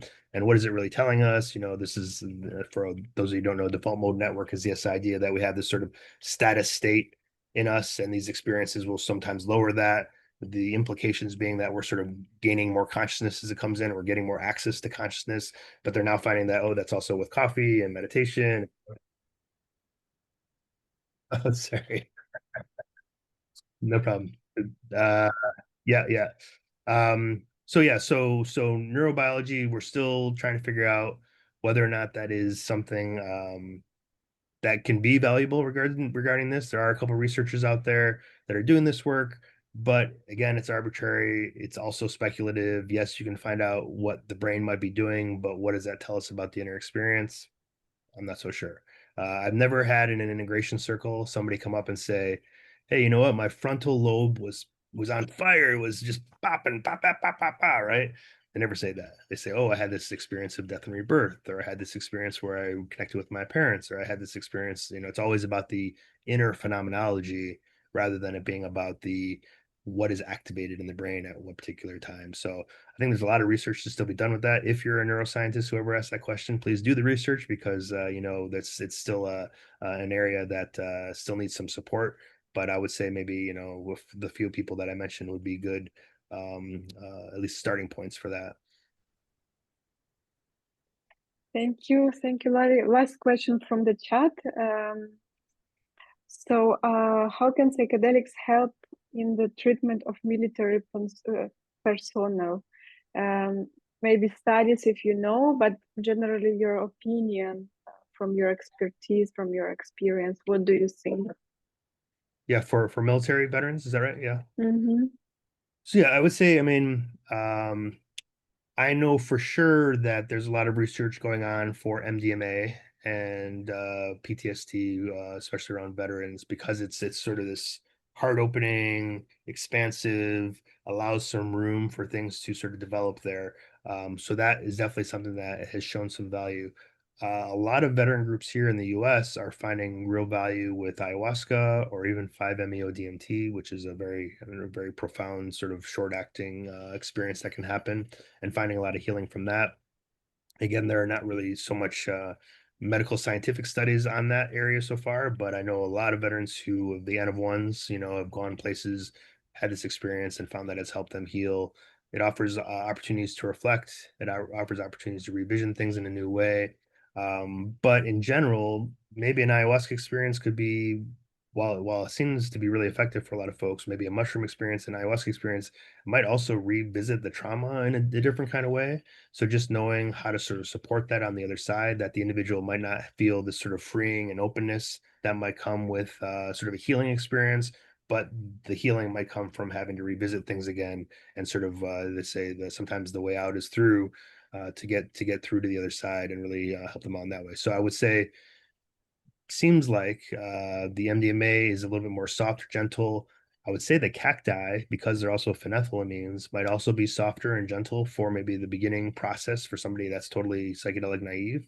And then from there, maybe working with some of the deeper experiences that will really get into the deep healing work. But those might be really challenging right off the bat for folks with PTSD. Thank you. Okay, Alex, please, you can ask a question. Hey, hi Larry. Thanks a lot for presentation. I like your drawing. Like I wish I could draw like you. I have some few questions about. First of all, you said that we need to do our homework assignment. What do you mean by homework assignment? If I understand correctly, it's something like if you have trauma, maybe existential problem, or something else, and you need to go to read something, go to therapist, a psychologist, or somewhere, and this is your home assignment. And the last question, it's so you said about this archetype that prevent people like from taking this entheogenics. Like, what's your favorite archetype in this like, or you face this like strongest like that you thing that you need to convince people, and how you convince them. Yeah, great. Yeah, thank you. Yeah, so the homework assignments are, they're just like that, I mean, it's like sometimes, you hear oftentimes in the reports that people definitely will say, oh, it felt like I was talking with plant consciousness, I was talking with something else that wasn't me. And so you have this sort of dialogue that's happening, or a relationship that's happening. And people often say it's the plants, maybe it's the higher consciousness, maybe it's something else, whatever spiritual experience, what have you. But there's a dialogue that happens. So oftentimes people will say, yeah, I was told that I need to do X, Y, and Z to do blah, blah, blah. So yes, it could be going to therapy. Yes, it could be reading some more things. But in my case, I'll tell this short little story here. Um, it was like, I had an ayahuasca experience, and I went to, I had these sort of three homework assignments that I needed to do. Afterglow wore off. I kind of like put it to the side, wasn't thinking much about it. The person who was doing ayahuasca ceremonies didn't know anything about my homework assignments, but this just speaks to the sort of synchronicity or the coincidence that come into play when it regards the homework assignments, right? This is totally one of those weird things that you're like, wow, how did that even? So 2 months go by, 3 months go by, 4 months go by. This guy usually calls once a month. I haven't heard from him. I'm like, okay, well, maybe he's just on vacation or doing something. 6, 7, 8 months go by. Still haven't heard anything. I'm get a little worried because I know he travels with the ayahuasca, so I hope everything's okay. I randomly do the first homework assignment, just not really thinking about it, but it's like, oh yeah, okay, and then reminding myself, oh, that's right, I have these other two homework assignments, right? 9 months go by, 10 months go by, I still haven't heard anything from the guy. I'm like, all right, well, I might as well get these homework assignments done, right? Do the second homework assignment, which was like repairing a relationship with somebody. And then the third homework assignment was a really difficult relationship building that I needed to do. It like took some time, it took some effort, took some, connection. It took me being vulnerable, took me to do the things, stepping outside of my sort of, individual space to be able to heal some of these connections, right? I was living in Hawaii at the time. I dropped the person off at the airport at about 11:30, made it back home at 12. Now it's been a year since I've heard from this guy, right? Just finished my third of the three homework assignments. Open the door, phone rings, ring, ring. Hey, we're doing ayahuasca this weekend. You want to come? Like, where does that come from, right? It's a sort of weird coincidence that happened that really speaks to this. Okay, engage with your experiences. Take the homework assignments, could be reading, it could be going to therapy, but it could be real simple things like just connecting with somebody you haven't connected with in a while, or saying I'm sorry to somebody that you hadn't said, that to, or apologize to somebody, or reflecting on something, or doing some sort of thing that you have on your list of things you need to do. These are the types of things that I refer to when I'm talking about homework assignments. So there's a whole variety of things that it could be, but you'll get that, and it's very clear in your experience, like, oh, I need to do these things. Write those down, right? And then kind of go from there. Really good for integration work too, because it's something that now you can, as an integration support system, you can help that person with accountability. You can make sure they don't make the same mistake I did, which was say, oh, okay, I'm just gonna dismiss all this big insights I had because that was 3 weeks ago, and I'll just have another experience coming up in the future. Actually help them engage with that experience or with those homework assignments is good. Now, in terms of the archetype antagonists that you're speaking about there, um, some of them are, the prohibitionists. It's obvious that person is against it because it's against the law, because they have all these sort of ideas. That's going to be a tricky one, but not a difficult one. Um, the slow abolitionist are difficult because they seem like allies, but they're not. They're like, oh yeah, we're supportive, but yeah, we just need to wait some more time. It's like, no, we're talking about not throwing people in jail. Why do we need to wait some more time? So those are sometimes difficult folks because they on one side seem like they're friendly to the idea, but on the other side, they say we need more research. And you can research things till the end of time and never get enough research, right? So you're kind of stuck in this sort of cycle that you just can't churn out of. But I think for me, my favorite people to kind of chat with are the status quoists or the agent smiths, because you can actually see the change in them, both when they like this other thing comes through to start spitting out the stigma and the propaganda that you've heard for so long, but also because when you start to make some points, you can see it clear, like them breaking through the agent Smith, if you will, and the being coming back into them. So that's, I think, more illustrative. It's more dynamic. You can actually see it happening right in front of you. So I think of all the different archetypes that are sort of antagonists to this, those are the ones that I appreciate the most, just because you can see progress happening in the conversation as you're speaking with it. Some of the other folks, it might take a little bit of time, but usually the status quo's folks, you can make some progress right there in the first conversation. Thank you. Yeah, thanks, Alex. Thank you, Larry. Іва, будь ласка, задайте ваше питання.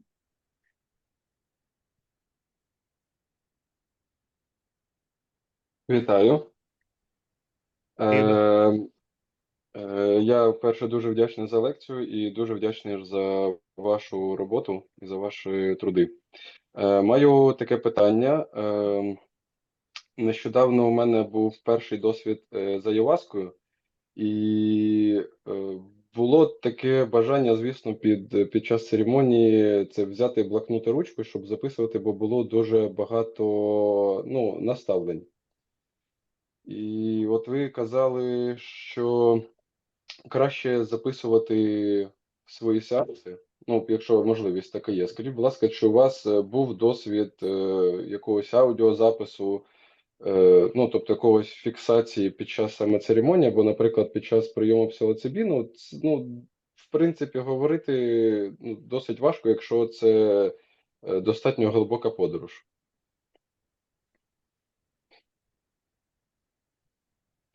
Yeah, no joke. That's the the sort of trickstery element of this whole thing as well, right? Trying to find out, oh, this thing that's really profound that I have to like take out of my head and put it somewhere where I can remember it later. And I'll tell you two little short stories about that. First, to sort of answer your question, sometimes a little pen recorder is best because words just saying words kind of are a little bit easier than trying to then like, get the writing out. And an example for myself in terms of writing, I had this really profound mushroom experience, kind of doing what you're doing. I need to write some stuff down. Started writing it down, was really excited about what I wrote down, and woke up the next morning, and I was like, oh, that's right. I wrote some stuff down from the experience, right? And I looked at the piece of paper, and I was writing three-dimensionally. So I was writing in and out, but on a two-dimensional plane, that's just letters on top of each other. So all of a sudden I'm looking at this, and my profound insight was like in this little hole of just me like writing up and down and in and out on top of this thing. So that becomes problematic, as you're mentioning there, with writing things down. Another interesting story, I heard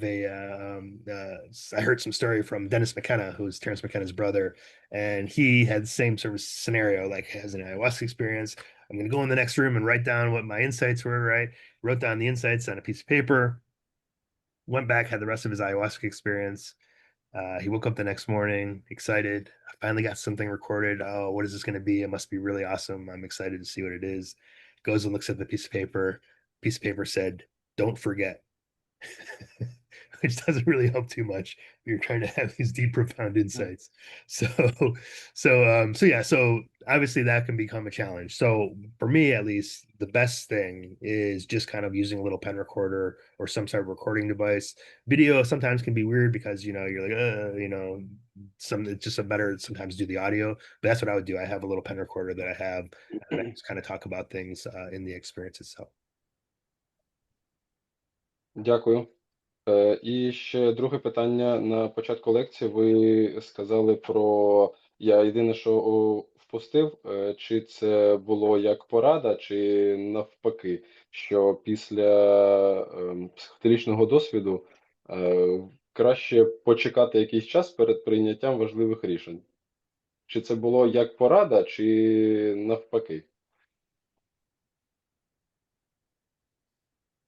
That you should wait. To not so always wait.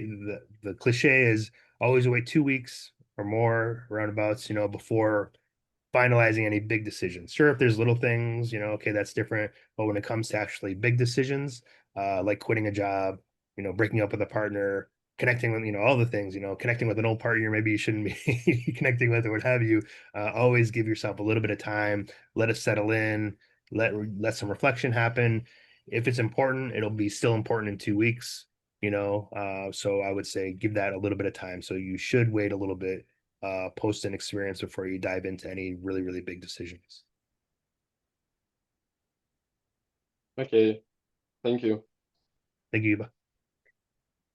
Thank you. Артем, будь ласка, моє питання. Так, дякую. Ларі, дякую за лекцію, дякую дуже за розмову. Дивним чином, я якраз там в своїх особистих і наукових дослідженнях досліджую певну гіпотезу, і якраз в полі виникла наша зустріч, ваша лекція, і хотів би, спираючись, можливо, на вашу кандидатську і на вашу наукову роботу, в мене є певна гіпотеза, яку я хотів озвучити, і, можливо, у вас є певні на це думки, Вона звучить, наскільки я для себе її зараз формую, для дослідження, у нас звучить наступним чином. Ступінь готовності психіки брати на себе відповідальність, психіки людини, брати на себе відповідальність за власні внутрішні переживання може відображатися в тому, як людина інтерпретує свої символічні образи, наприклад, демони, сутності, архетипічні образи, які приходять у психоделічних досвідах. Наприклад, от я думаю в цьому сенсі, що умовний рівень, наприклад, я не знаю, чи це переклад зможуть перекласти, екстерналізації. Це коли внутрішні переживання сприймаються як щось чуже, що увійшло ззовні та має, наприклад, владу наді мною. І символічні образи приписуються зовнішнім силам.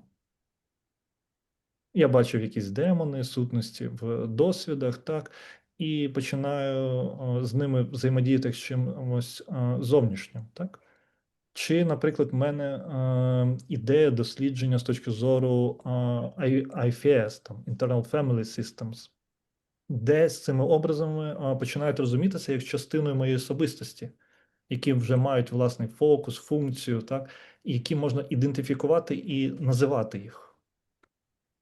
Так, чи, наприклад, якщо узагальнити такий рівень певної інтеграції, да, коли символічні постаті чи стани визначаються проявами моїх власних психоемоційних процесів, тобто це способи, якими моя психіка візуалізує внутрішні переживання у формі символів. Тут мені більше згадується такий більш гештальтний підхід, да, і те, як інтерпретував це Перлс, да, про те, що у снах все, що відбувається, це все про мене. Кожна частина сна – це я, та, і я можу наче себе якось представити з точки зору цієї частини. От мені цікаво, чи можливо ви в своїх роботах з такої сторони дивилися та зустрічали це в своїй роботі в інтеграційних колах, в контакті, можливо, з психотерапевтами, так? Не знаю, багато наче сказав, може, сподіваюся, що більш-менш ясно. Дякую. Yes, I took some notes there, so hopefully I got all the good ones there. Lots of information there. I appreciate that. I think absolutely how we interpret our inner images can help make meaning of that. In a way, I kind of think some of what I do with the art is helping to teach me how to make sort of meaning of some of the symbols that can occur in the actual experience. So when you're like creating this mess and you start to see pareidolia, you see faces and things emerge, that can kind of help you practice with this intensity of visions, and you're able to sort of piece them together and make meaning of them, become more symbolic, of course. Now, symbolism, does symbolism create just a symbolism, or is there something else going on there? I think if you look at some of the sort of Jung's work, that question around, are these archetypes, real? Are they not real? If you read the Red Book, you'd realize that he actually thought they were more real than you realize later in his other psychological readings, or psychological writings. So real or unreal is the question that always keeps coming up. Is it a part of us? Is it a part of something else? For me, at least, sort of, and this occurs in a lot of the different experiences, phenomenologically speaking, why you have to ask the question, why is it that it feels like it's an external entity or being or external wisdom? Why is it that you hear this experience of something that's more real than real? Like, it's not like, okay, I'm having an experience and I'm sitting on my couch and I'm watching TV.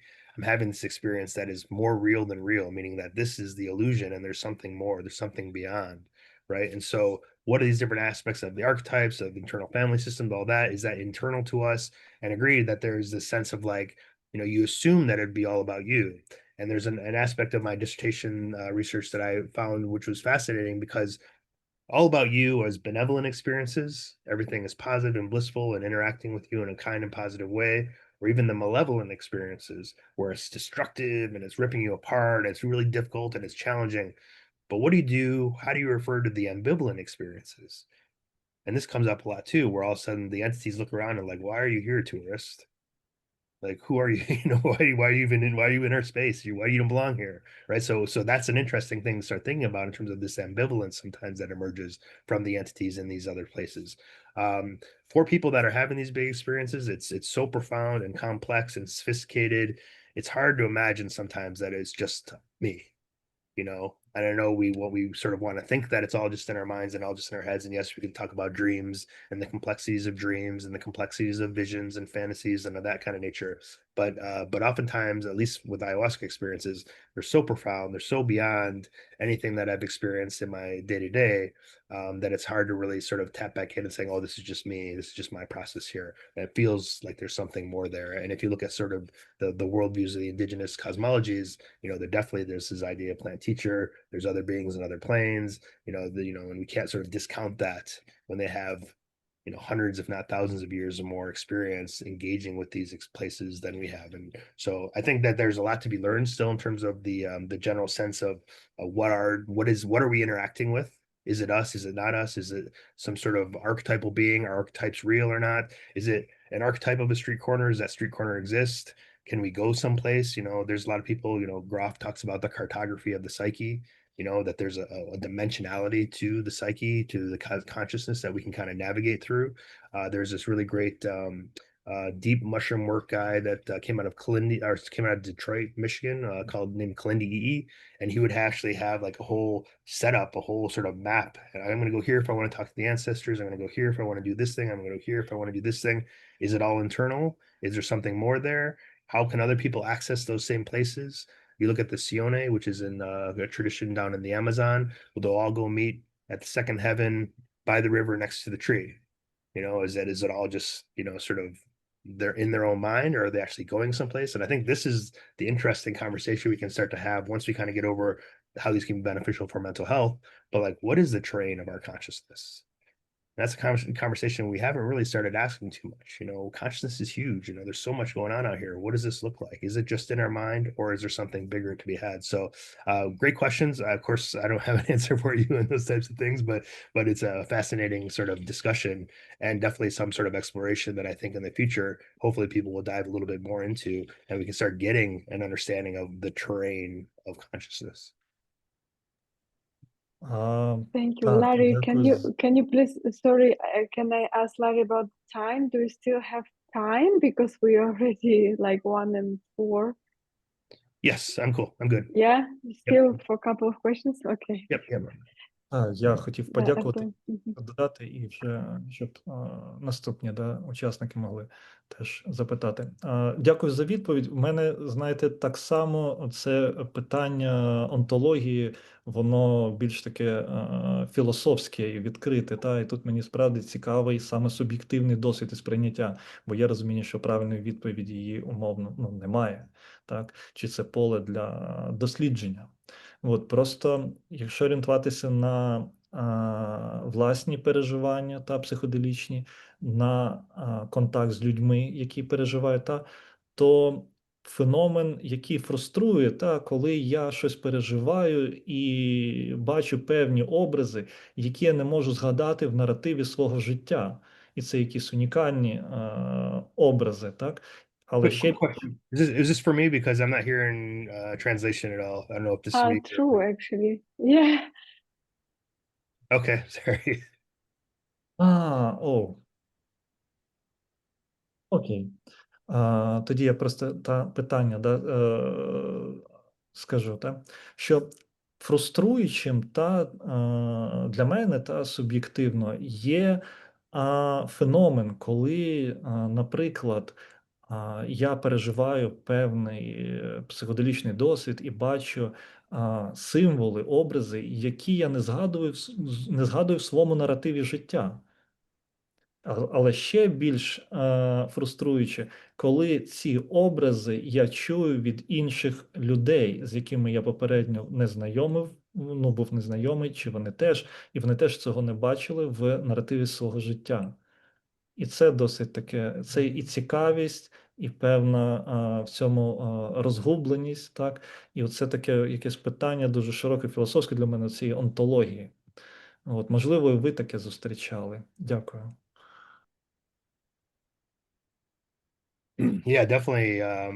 That emerges where you have a lot of different people having some similar symbols or similar ideas or similar, archetypes or what have you. Like I was talking about the story earlier about the elephant sitting on my throat that I didn't know anything about before, and I did the research and realized like, oh wait, that's where Ganesh sits, is on the throat. So to me, less frustrated for me. To me, that's where it's like maybe mysteries can be frustrating, but like that's where it's like, wow, that's where the wonder and awe comes in, right? And if we look at things like depression or anxiety, sometimes it's the lack of wonder and awe in life that can create some of these sort of difficult situations. So just the realization that like, wow, how magical this must be that people from all over the world are having this. What is this symbol? So I would draw the symbol. I would like tap into it. I would do more research. I would try and contact those other people, trying to get their information around this idea, because you even see this sort of an independent origination of symbols all across the world in ancient architecture or ancient sort of writings and things like that. Where's this coming from? Is it just like stars in the sky? Is it something else that's going on? Is it a vision that people had? Is it a dream? You probably all know of Rupert Sheldrake, I believe is his name. He talks about this idea of a morphogenetic field, right? Where like everyone that walks through a space embeds their stuff into the field around us. And then when we walk into that space, we can pick up on it. Or you could say things like these spirits do exist. We have there's an ayahuasquero that had done some work down in the Amazon, and he went up to Vancouver, Canada, which is kind of by the water, and he's like, it's so weird for me because I'm so used to seeing these 5 spirits or however many spirits. When I go up to Vancouver, it's all water spirits. It's not jungle spirits anymore. It's a different sort of a group of individuals that I'm engaging with, right? So where does that come? That he didn't expect that to happen, but it's what comes up, and it sort of relates to what other people in that sort of area have already spoken about. So for me, yeah, I can see how it can be frustration in that, like, oh, it'd be good to know where this is coming from. But to me, that's where the fun stuff begins, because now you're like, wow, there's a lot to explore here, and we don't really know. It shows how little we know about consciousness, really. How can we all tap into this? How can other people have this similar imagery? Is it just the entopic, I press my eyeballs, I see these visions, or is there something more going on there? If we try not to water it down and we try to really sort of keep the mystery alive, I think that's where we're going to find some juicy things, both in terms of helping with mental health, but also in terms of helping us with healing and becoming better humans as well over the course of time. So I'd love to chat with you more about what those symbols could be too, because if we could all sit down and start relating to, hey, these symbols occurred, and have this like sort of this book, if you will, people from all over tapping into these symbols and like, oh wow, okay, I'm having these same symbols as folks over here. What was going on? Maybe there's something culturally that was happening at that same time. Maybe there was some book that somebody read that like it sort of triggered everyone. This happens in the US too, in terms of people being interested in decriminalization. You'll have all of a sudden a bunch of people from one city will contact me at the same time, and they don't all know each other. Like, what happened in that space at that time that they all wanted to reach out? So there is some sort of weirdness around what is the mind beyond. Ayahuasca at one point in time was called telepathine. Of course, they stopped calling it that right now, but telepathine meaning that there's some sort of telepathic experience that people were having, sharing sort of this mind space together. So on a larger scale, collective unconscious, Jungian approach, you would say, yeah, okay, it's all in the collective unconscious. It's no wonder that we're all drawing from it. It's now trying to figure out how to connect it and make meaning with it here on the sort of the 3-dimensional plane. And for medical people and clinical people, this is probably a little bit like far out there, but we can't not discuss it because it comes up over and over again. Even the placebo effect, like how odd is it that we actually go out of our way to make sure that the placebo effect is dismissed instead of saying like, wow, look at the power of the mind to heal somebody, right? This is amazing, right? So in terms of our sort of methodologies, we got to also look a little bit deeper into what is consciousness. And I think we're getting there little by little. Thank you, Artem. Thank you, Larry. I think we will have to keep it very short. We still have a couple of questions. Oliver, please. Yes. Hello. My name is Oliver. I'm from Belgium. My question is about how to help veterans in Ukraine access psychedelic therapies. I had myself a very deep accident 10 years ago that left me with PTSD, anxiety disorder, and insomnia. So I went to see a medical professional, psychiatrist, talked to them, and then I told them, after reviewing what I could find online, it seems like psychedelic therapies seems to be what could help me to heal the best. And so it was very hard for them to answer to that because of the legal aspect of it, but they understood also the scientific research and proofs, luckily. So I took ayahuasca dozens of times. I saw incredible improvements in my mental health, in my life. That I think that really saved me compared to what you can see happens with some other people with PTSD who try to follow the regular protocols. And so then the war in Ukraine started, and I kept thinking about all the veterans and soldiers suffering from PTSD without talking about all the civilians that also suffer. But I thought maybe I could help to come here to help improve the access for psychedelic assisted therapies to the veterans suffering. So I came here, I tried to help. I contacted UPRA, I contacted the Clinic Expo with the Dr. Matrinetsky that helps with ketamine assisted therapy. And I talked to a lot of other people, and like you said, try to talk to people to help spread the message. But everything seems very, very stuck. So I would like to have your opinion on what you think we can do today that helps. And I know UPRA is helping with that. Many organizations that I'm helping are helping. I'm not the only one trying to help with that. Yeah, I mean, I don't know what the actual laws are there. I'm guessing it's pretty heavy in terms of if you get caught with any of these substances. Is that correct? Yeah. Yeah, so if that's the case, then obviously anything that's getting imported in is going to be difficult. You have ketamine, which is kind of in this, you're close enough where you can get people to have sort of this release of an experience, but it's still slightly different than like you're saying with ayahuasca or some of these other things. But I'm guessing there are probably mushrooms that grow. Things that grow locally are always going to be a little bit easier in terms of and I'm a disclaimer, I'm not telling you how to break the law or anything like that, but having mushrooms that grow locally, that might be something that could be helpful. Ketamine has already given somewhat sort of an okay, but anything else, you have to deal with the challenges of the law enforcement and other things like that. So either what it's happening even here in the US, veterans are having to go out of the country to be able to have some of these experiences, which again is ridiculous and silly.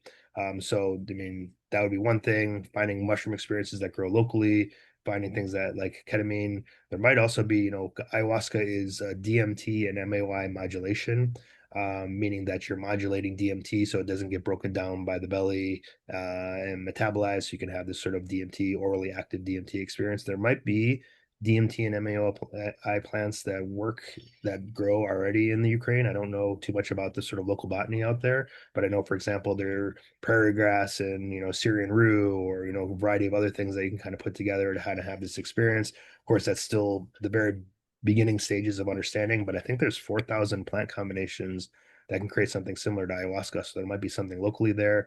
But I think generally speaking, if you're working on this, obviously that's going to all have to be underground too.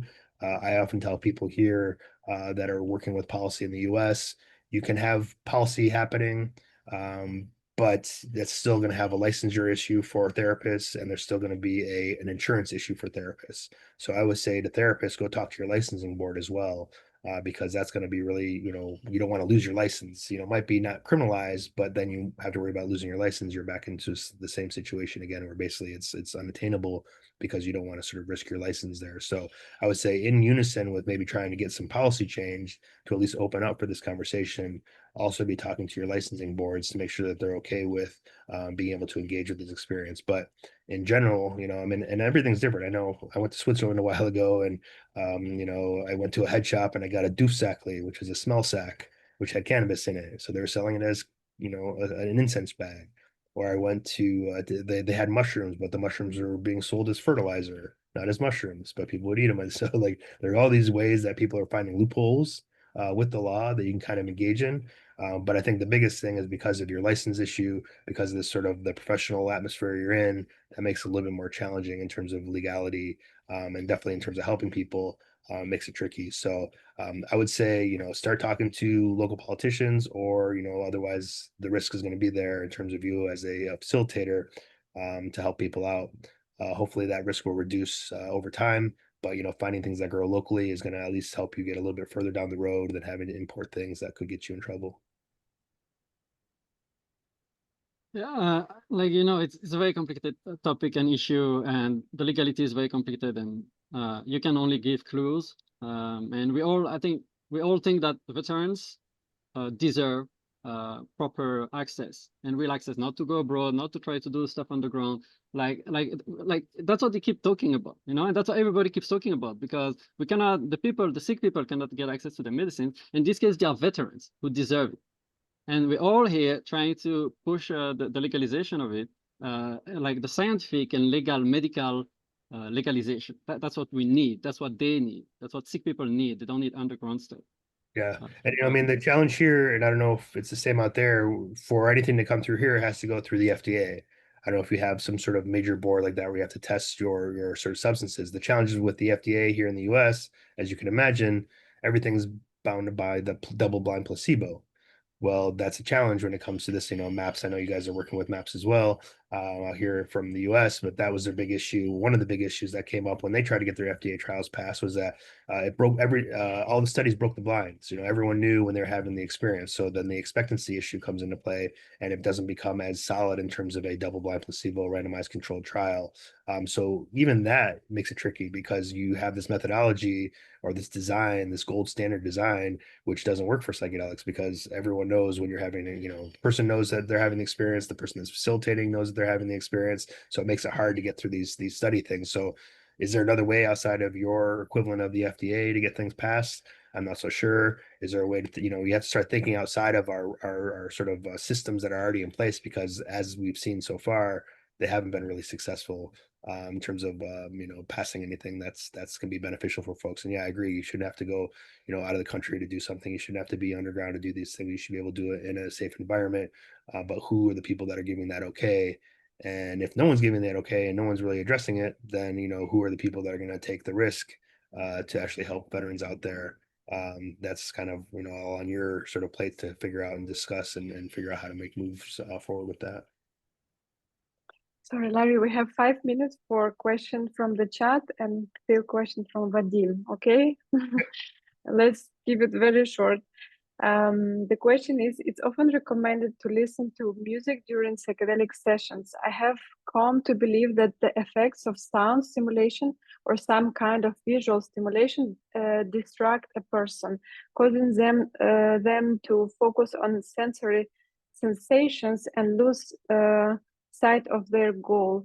They simply start to get stuck and the trip becomes less beneficial. What do you think about this? Yeah, there's a lot of work around VR, virtual reality stuff for people that haven't experiences. I was like, no, don't do that. Just close your eyes.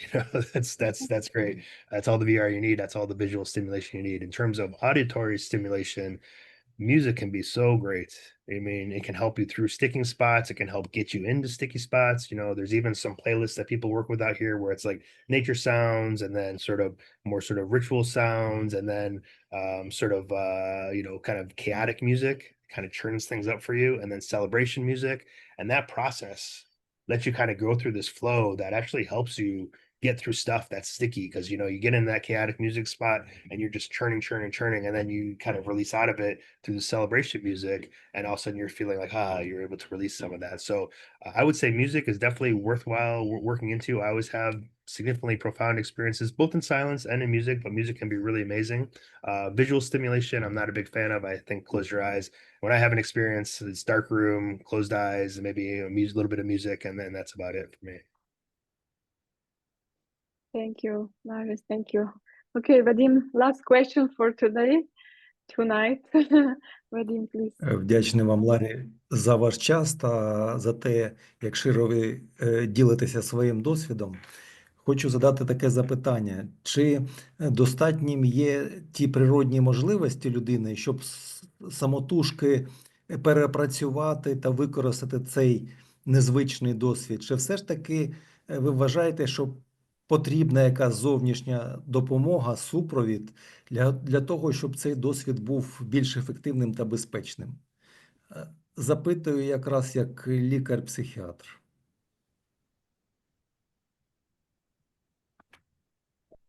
Yeah, I would say that both ends. Sometimes the individual is the only one that can really help make meaning of it. And I've seen some psychiatrists and other psychologist friends of mine that can get a little too directive in the integration, and then that throws the person off, or they're going in a direction that they didn't, think about. So there's something to be said about that sort of internal process. We're always working on ourselves as things move forward.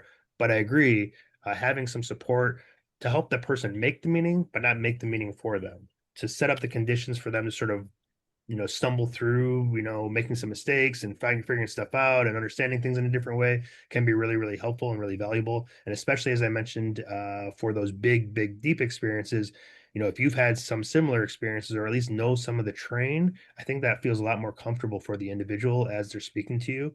There's this whole debate right now whether or not facilitators or psychologists or psychiatrists that are helping with the process should also have had an experience.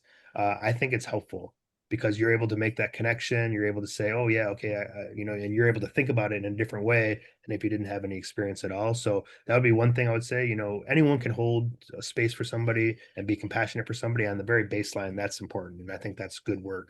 If you can have some experiences, you know, for example, I don't help anyone with integration if I haven't had an Ibogaine experience, so maybe I can help somebody with the general aspects of Ibogaine integration, but I've never done it to the deep level, so then I'll refer them out to somebody that I know has had similar experiences. So having a good referral system can also be beneficial because you can find somebody to link up with that's had something similar.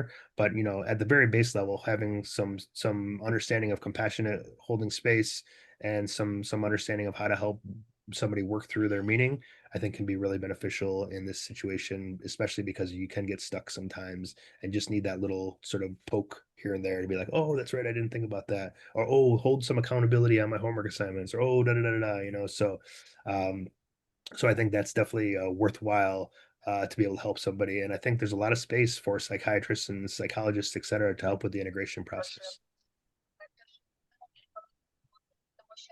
Скажіть, будь ласка, чи маєте якісь застереження, в яких випадках не слід використовувати ці методи? Ну, наприклад, хворі на шизофренію. Вони також шукають якийсь новий, незвичний чи такий швидкий спосіб подолати свою хворобу.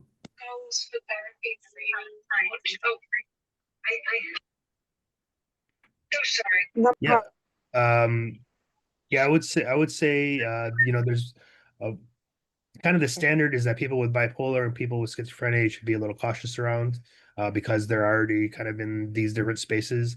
But there are a lot of research. I mean, if you look at Stanislav Grof's research out of you know, Czech Republic or Czechoslovakia at the time, he was doing a lot of research looking at how this could be helpful or not to folks with schizophrenia.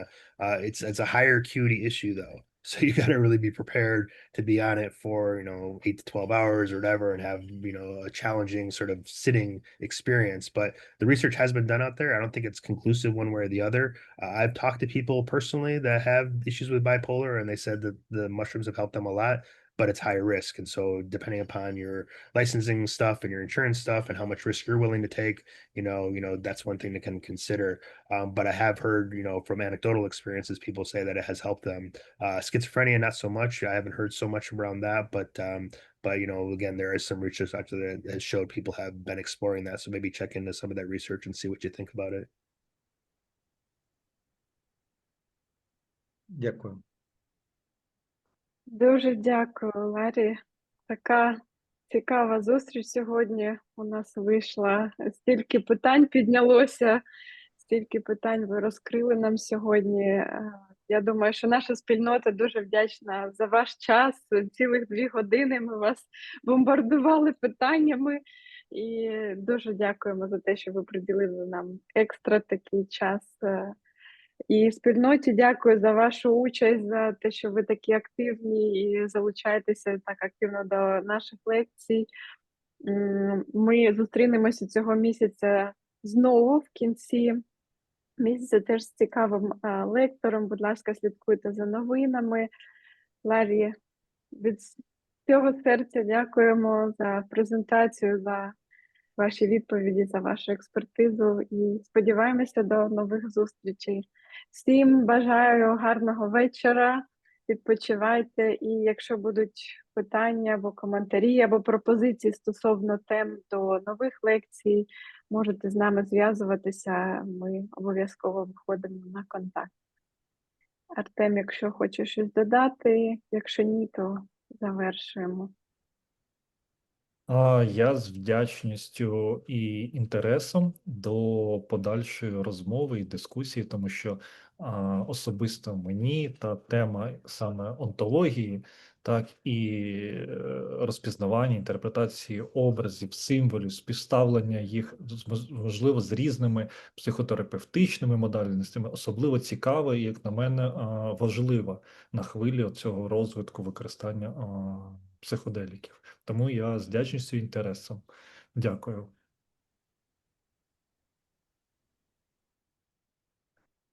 Thank you, everybody. Thank you, Larry. The community is very grateful in chat. They write, thank you, thank you, thank you. So, you know.